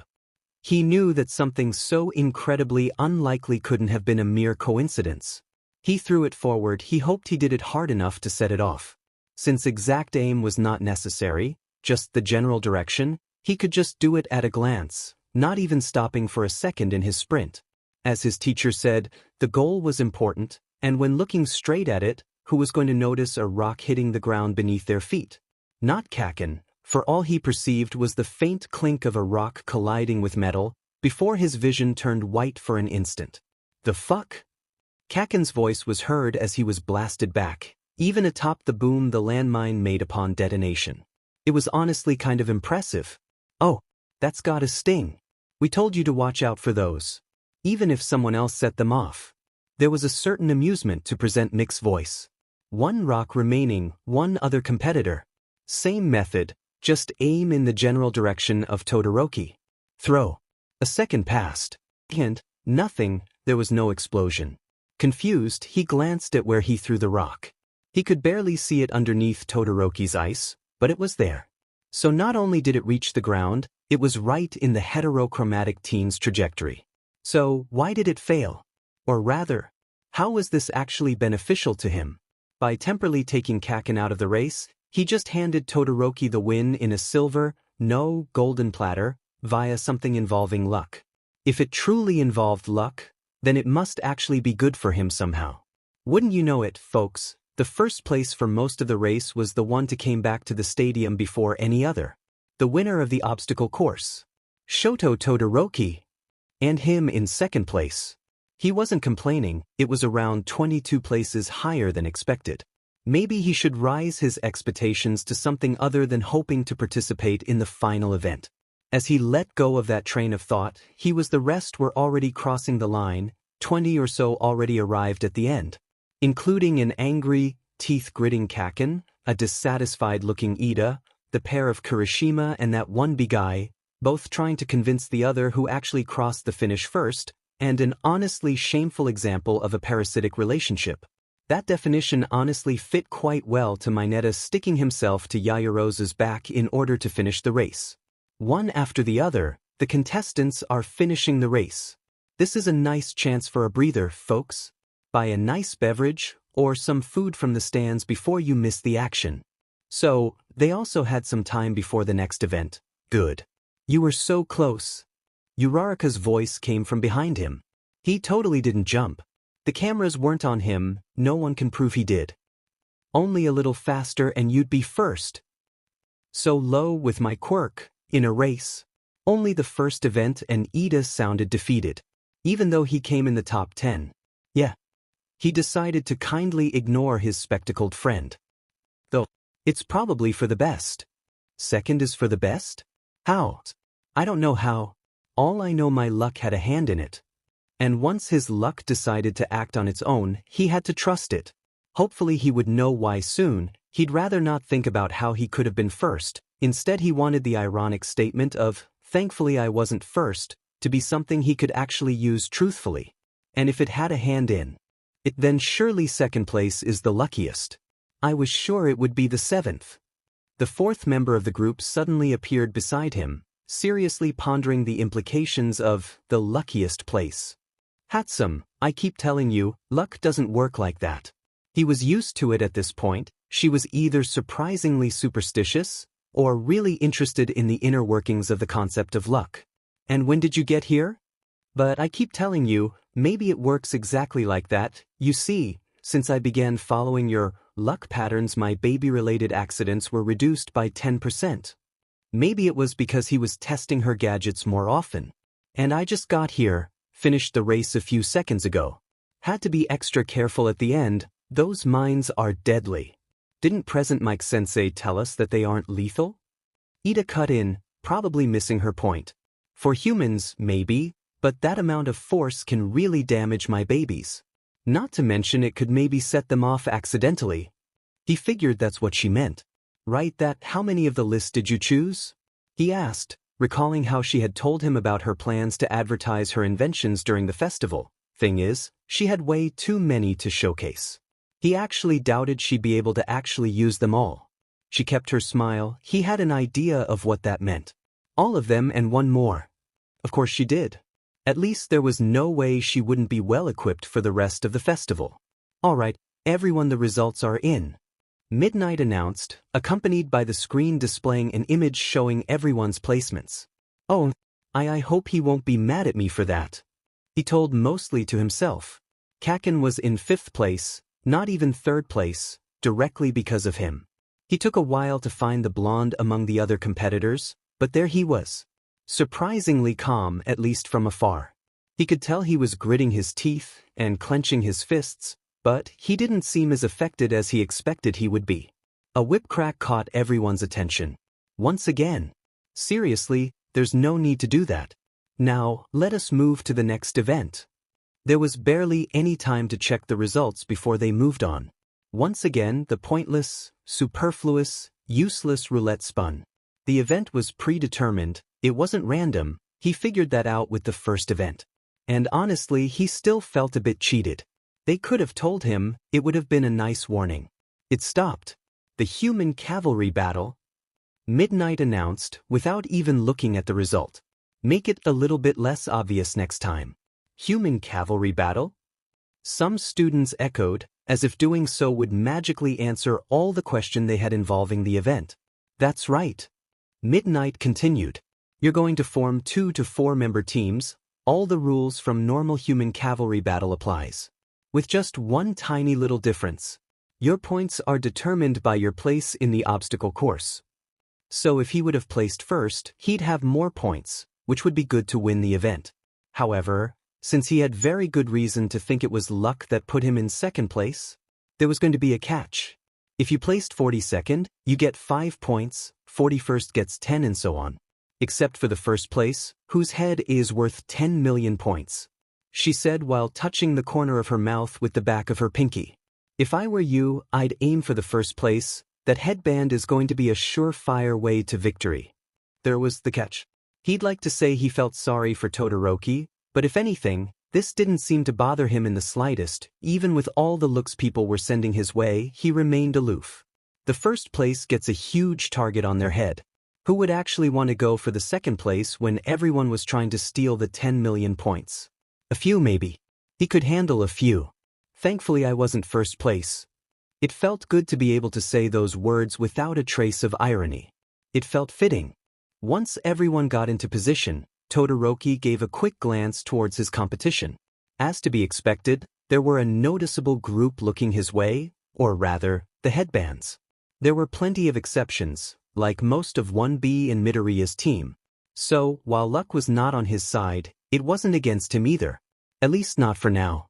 And to think that same luck practically handed him the 1st place, and the bounty that came with it. It technically put him at a disadvantage, but this was as good of a test as he could ask. If he could manage to keep the points without using his power. Hey, dude, sorry to ask this now out of all times, but can you run the plan by me again? The 4th member of his team, Jiro, asked. To her credit, she did seem a bit flustered asking that mere moments before the start of the event. He sighed. It wasn't her fault that she didn't get to team up with others in time, them already forming groups which she couldn't fit in, or so she told, but it was bothersome nonetheless. He was outvoted in the decision or whether she could join them or not, with both Yaoyorozu and Kaminari being at least in good terms with the tomboyish girl. It wasn't a bad addition anyways. We're mostly playing defensive. Kaminari will serve to stun whoever comes close, and if we get too surrounded, Yaoyorozu will provide us an insulator to protect us from a larger discharge, after which, I'll freeze those caught by it. If you can, you'll use your earlobes to steal from those attempting to take the headband from us. He explained as clearly and concisely as possible. He didn't want to spend more time than necessary. Though, given our position, I believe that's something we'll be able to do in the first 10 seconds of the battle. Let's hope Dunsparks doesn't fry his brains doing his part, she said offhandedly. He interpreted that comment as her no longer having any doubts about the plan. Hey, if you're gonna insult me using a Pokemon reference, at least do the obvious one. I said Dunsparks, not Dunsparce, you dunce. How do you even know Dash? Save your bickering for later. He coldly cut Kaminari off before they kept going, something at least Yaoyorozu was appreciating. We have to focus, time is limited. As if to prove his point, Present Mike began to talk. Wake up, everyone. That goes for you too, Eraser. The time for plans and schemes is over.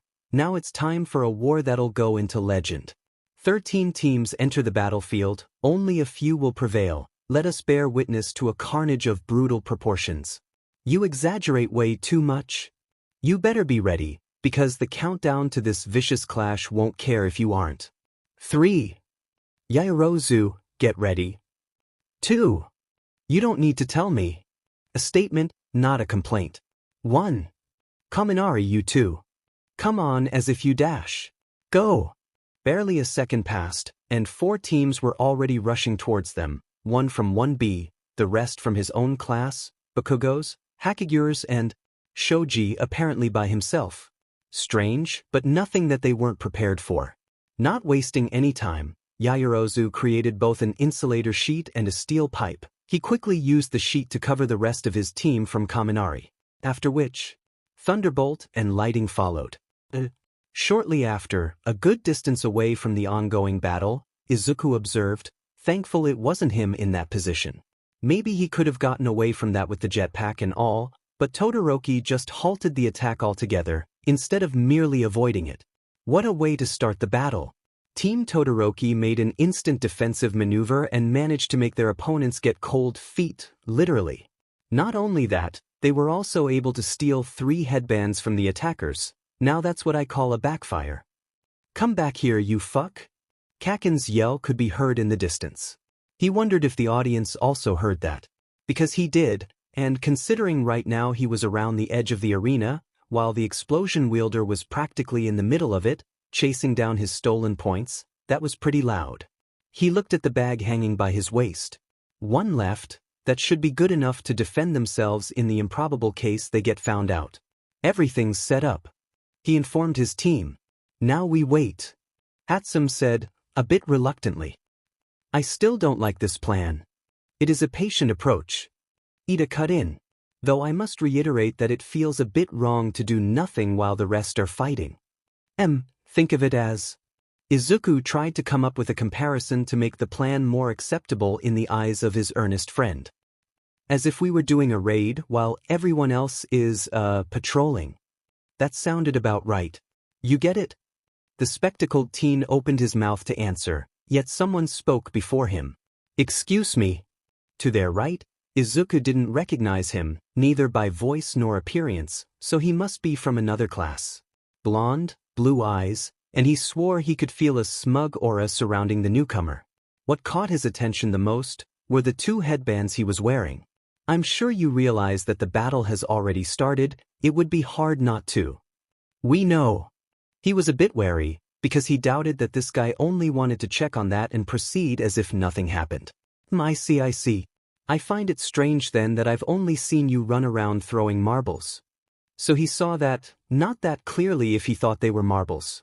I wasn't expecting this passive approach, less so from someone from 1A. Can you get to the point? It's not that he was against chatting with this person in particular, but considering that they were technically enemies right now, he could use less of it. Sure thing. He extended his hand forward. I'm going to ask to take your headband, if that's fine with you. Note that I said ask. So, I can say no. If that was the case, it was a weird tactic to use in an event that was literally about stealing headbands from the other teams. That's right. I'll leave you be if you do. See, I can tell you have some sort of plan to win. You haven't even tried to approach anyone. And given that you got second place, you got plenty of points, so that headband is only going to get in your way. It's one of the more valuable ones. It might make you a target, is it not? We can bear its burden for you, so to speak. He could see the logic in that, however. Giving away points did seem to be against the very idea of this event.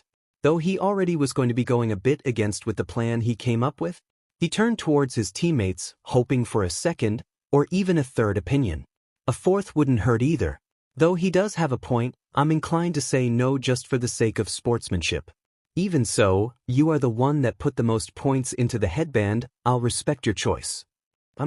Our plan's gonna work anyways, isn't it, Deku? Doesn't matter. You don't need to think about it. It's a yes or no question, so 50-50. Choose whichever you feel like it, and it should work out fine. It was a bit worrying how much faith Hatsum was willing put into literal luck. Yeah, she was right, but this could be an important choice to make. So, actually, shouldn't it actually be better if he let his quirk do it for him given that it was guaranteed to pick the best one?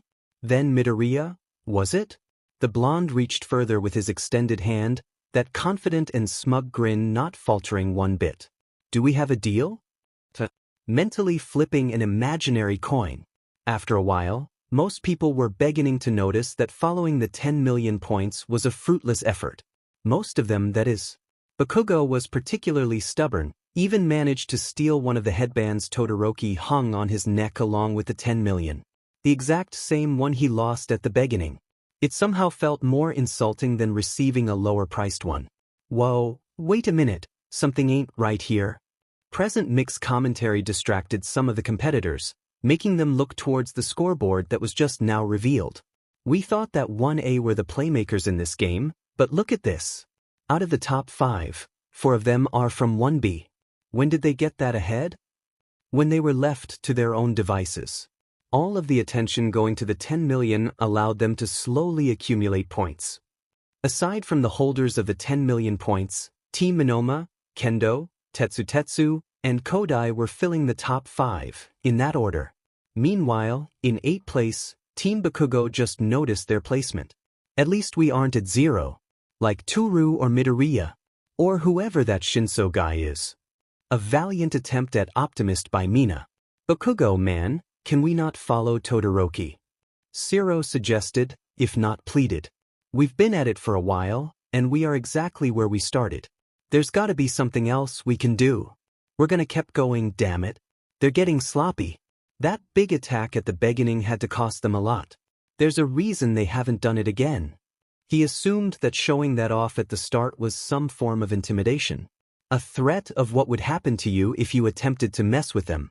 While respectable, that only made him more against the idea of backing off. That'd be like saying he was affected by it. I hope you're right, getting out of the ice was a bit painful. He paused. Mina. Oh, boo-hoo, poor you, the acid that melted the ice burned a bit. Shut it. Bakugo interrupted, focusing on Todoroki, waiting for another opportunity to jump in. Maybe this time he'd be able to get the prized headband. There's gotta be another window soon. They're going to think on their next step. That's when we dash. The sound of Velcro interrupted his words. And once again he was at 0. That's a great plan. You won't mind us using it too, right? Monoma said in a voice that didn't even attempt to hide its mocking tone. What the dash? The hell's this guy? Ashido counted the headbands he was wearing on his neck. And how did he get 4 headbands? That's like half of them. Monoma chose to ignore her bad math. You gave them to me. Metaphorically, of course. At least most of them. That trap at the beginning really was a gift for anyone who wanted to take it. You'd been able to see that if you weren't chasing for the number 1 spot. He snickered, while posing his hand on top of his head, pretending to be somewhat baffled. I mean, haven't you heard of Icarus? You could have gone for 2nd place, but now that your wings melted, you won't even have that. A lie, there was still some time left on the clock. They could still recover if they went for some other targets. Nothing more than a taunt. The explosion user sneered. After him. He gave the order, And quickly they followed through, trying to get in close enough to try and take back their points and hopefully some more. However, with an almost casual wave of his arm, Monoma sent an explosion their way, halting their approach, more due to the shock of the ability than any damage it might have done to them. Truly, a magnificent quirk. More than boastful, his words were laced with faint traces of irony. Grunting, Bakugo wasted no time in firing back a similar blast, targeting the opposing rider. As the smoke cleared, it proved to be ineffective as it revealed hardened, unharmed skin and the same smirk that seemed ever-present on Monoma's face. Though I must say mine's better. Bakugo's and Kirishima's quirks, much to the dismay of the latter who has felt a bit of a lack of uniqueness as of late. It wasn't hard to figure out to anyone who thought about it for more than 2 seconds. A fucking copycat? Correct. Sherlock would be jealous of your powers of deduction. Gratuitous sarcasm was gratuitous. Both of them prepared to keep trading blows. Monoma confident that his team would be able to discourage them and Bakugo simply believing that a copy wouldn't be able to keep up with the original, either via time or capability. That never came. To the surprise of both parties, a liquid substance was launched in the middle of the two, covering the feet of Bakugo's team. The other blondes seemed to recognize this ability and regard warily the approaching competitors. Monoma, seriously, not only are you hoarding points but you're also looking for fights. Weren't you the one who came up with the plan in the first place? The source of the glue-like liquid quickly declared, a simple reminder to his classmate before moving on. The substance quickly hardened, keeping them in position, unable to move. As his team quickly tried to set themselves free, Bakugo watched how the guy who was acting like he was above them, willing to at least fight, now was running away, as if he now just realized that it wasn't worth the trouble. For headbands, a quick look at the scoreboard and some mental math told Bakugo that the extra points that were taken from him wouldn't have changed Monoma's position in the leaderboard. He just came and messed with him because he thought he could. Seeing his expression, and finding it a bit entertaining, the current second place decided to fan the flames. Hey, don't be so mad, you brought this upon yourself. Not only by proclaiming such an embarrassing phrase at the commencement, but you also made enemies with luck itself. Even in the middle of his rising anger, Bakugo could catch what he meant by that. How did Dash copied his quirk? As if to emphasize, he sparkled a smart explosion in the palm of his left hand. Can't say I was able to actually use it, but it suddenly made that second part of your petty declaration of war a lot clearer. Anyways, enjoy your rest and good luck next year. Waving his hand, he began to leave the area, considering the matter dealt with, now focusing on keeping his collection of headbands. He spent the whole time chasing for the 10 million, aiming to get the first place, not being able to accomplish such a task. Then this fucker came around, stole his points, seemingly just to laugh in his face, and then left after someone else immobilized them. The nerve. The absolute nerve. It was quite evident that Bakugo was absolutely livid. Eyelids twitching, teeth grinding, smoke coming out of his clenched fists. Soy face be ready. He still had the reason to give his team a heads up. What Dash, Zero, who was until now preoccupied with helping the rest of the horses of the team to get themselves out of the glue substance, barely had time to look towards the explosive teen before he leapt. Blasting himself towards the copycat, one goal in mind, not to take back what was his. Not to get into the top 4 either. But to completely annihilate them.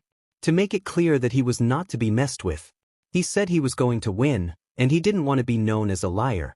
Probably hearing the explosions or the exclamations from the rest of his team, Monoma and the rest took notice of the approaching Bakugo, and quickly tried to create a counter to the attack. Blowing as hard as he could, one of the horses rapidly used his quirk to create a barrier made out of solid air, which was able to hold the explosive teen in place. Confident that their defense was successful, they continued their retreat. It was incredibly short-lived. You mentioned that Greek fuck before? The crack of the air barrier, along with them seeing Bakugo's hand reaching for the headbands hanging by Monoma's neck, was something that quickly broke their calm demeanor, trying their best to keep the distance. Trying. You flew too close to me, motherfucker. He yanked, taking the points off the 1B student. In that moment, for an instant he felt gravity pulling him closer to the ground, only to then feel the pull from Siro's tape, which swiftly took him back towards his team. "How many did you get? Are we back in the game?" Kirishima asked just as the rider got back into position, not being able to see how well his teammate did from afar. Bakugo calmly put all the 4 headbands in position, proudly displaying them to anyone that might be watching. He allowed himself to smirk, his objective accomplished. "Damn straight." "Hell yeah." Mina cheered, pumping one hand into the air. "Now we can focus on defense, and winning will be easy peasy."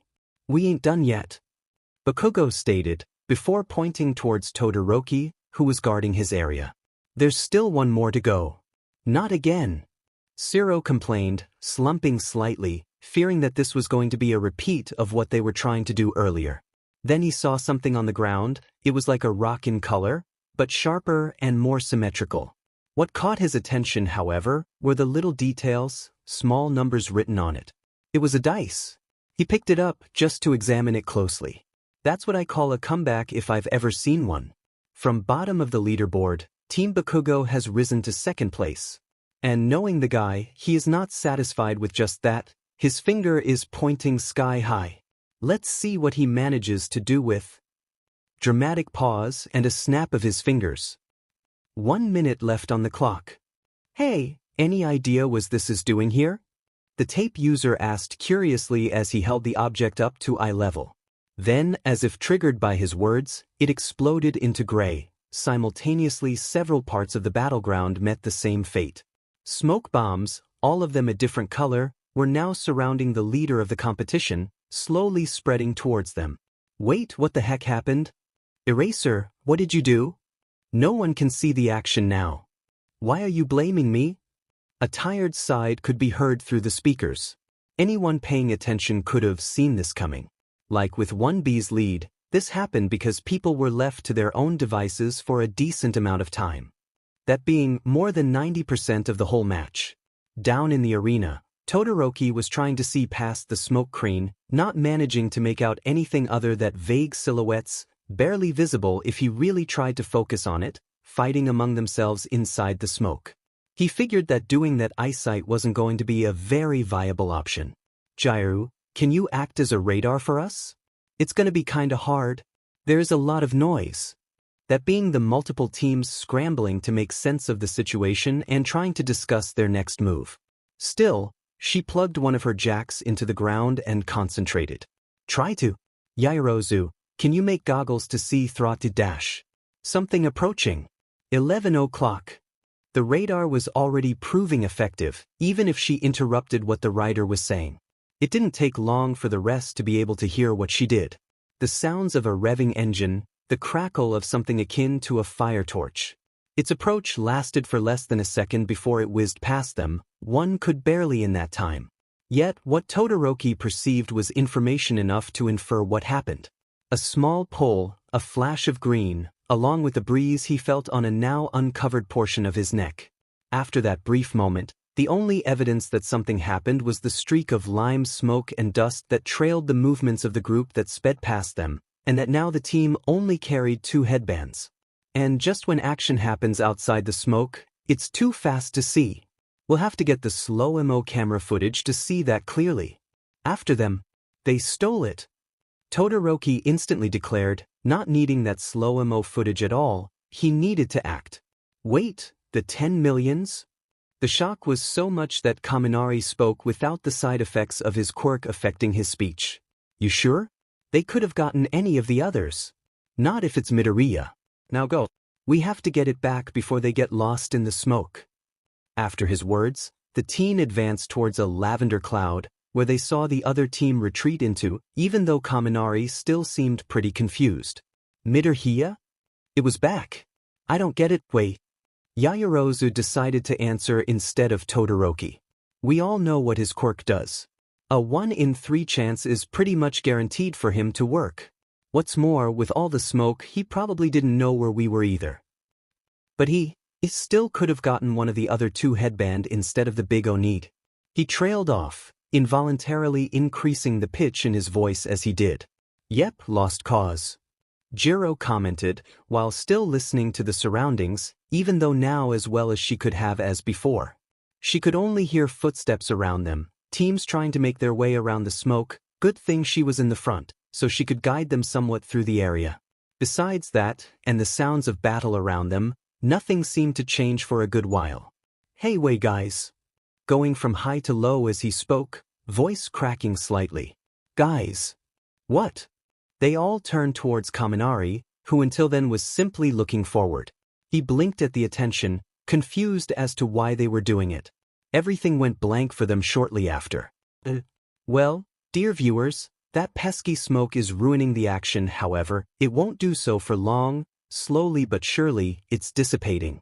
Present Mike gave a glance at the timer, 20 seconds remaining, and so far, they could begin to see figures inside of the smoke from the commentator booth.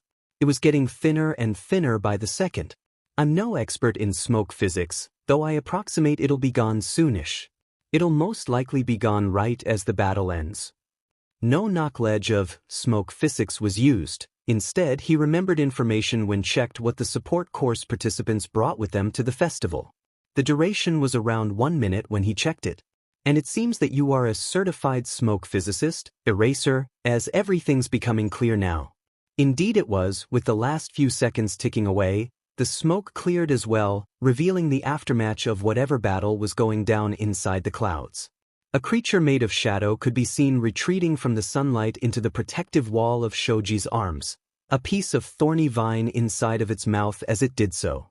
Several of the teams seemed to be in middle of a battle, either having found adversaries in the dark and trying to make use of it to try and get some points, or doing their best at avoiding confrontation. Midoriya's team stood a good distance away from the rest. They didn't appear tired in the slightest, not having faced any adversities. During the event, they still were somewhat tense, as if ready to spring into action if need be. However, it was not necessary. And that's time, folks. Izuku gave a sigh of relief. It actually worked. The bombs made it so pretty much everyone was blind in the last minute. Finding us was a matter of luck. Ida took off his glass to clean off any dirt that might have gotten in them during that ordeal. I still think we did a bit of a disservice to the competition. Fufu. No rules were broken. Hatsum looked towards the sky, watching the last remains of the smoke fade into the air. It's a good thing the RBG made different colored smoke. It might have actually caught the attention of some companies. Oh hey Hatsum? Izuku kneeled towards the ground, picking up one of the dice he threw. Is there a way to turn these off? Nope. Why? Well, I used this one just in case someone was able to get to us inside the smoke, but it didn't do anything. So far he already has some dice and one card he used and didn't do anything, and he wanted to know if it was like that forever. Huh, I guess they'll either do something harmless if their timer is set to something around 4 billion seconds, they'll run out of energy before that reaches 0, so it doesn't matter. She simply shrugged off. Where did she even pull that number? Nothing or something harmless. Wait, what would be harmless? Now that the air's clear, let us announce the winners of the Cavalry battle. The scoreboard is still there, you know? In first place, Team Midoriya. Right after the announcement they already knew of, the die activated. It didn't startle Izuku at all. Several strips of multicolored paper flew upwards, some were swirly, some were just squares, but they all rained down upon them. The green-haired teen blinked, watching idly as the confetti was carried by a gentle breeze. That came out of one the dice Hatsum gave him. The ones she told him were an exact replica of the ones he was using as gear. And that was the result of one of the activations. He slowly turned towards the pink-haired girl, who was seemingly happy about it, probably because it was good publicity, somehow, but he had one question right now. Hatsum, please tell her that the RBG doesn't fill my dice with confetti when I might be using them to fight villains. She didn't seem affected by the implications that there was a chance that he might be throwing confetti during a fight. It won't. Probably. There's a small chance it will, but with your quirk, that shouldn't happen if you don't want to, right? It would. He knew that. But much like with the unlikely chance that one of her machines blows up when he's testing them, his luck didn't completely ease his worries. In second place, Team Bakugo. To be expected. He heard present Nick's commentary. It was hard imagining Kaken doing poorly inside the smoke. He always had good combat instincts, so it was no surprise. Third place Team T- Present mic faltered a bit, doing a double take. Shinso? I didn't see that. Who was that guy exactly? And in fourth place, Team Mineta. What? The entirety of Class 1A, minus the mentioned team, exclaimed, clearly surprised that the purple midget managed to get that far. Izuku scanned the area. He didn't even remember seeing the guy during the whole battle, and watch was pretty much all he did. That sounded bad, even if it was somewhat true. Somewhat, meaning pretty much in this case. And lo and behold, the little guy was celebrating, jumping and pumping his fist into the air as if he just got told he won the totality of the world's economy because he existed.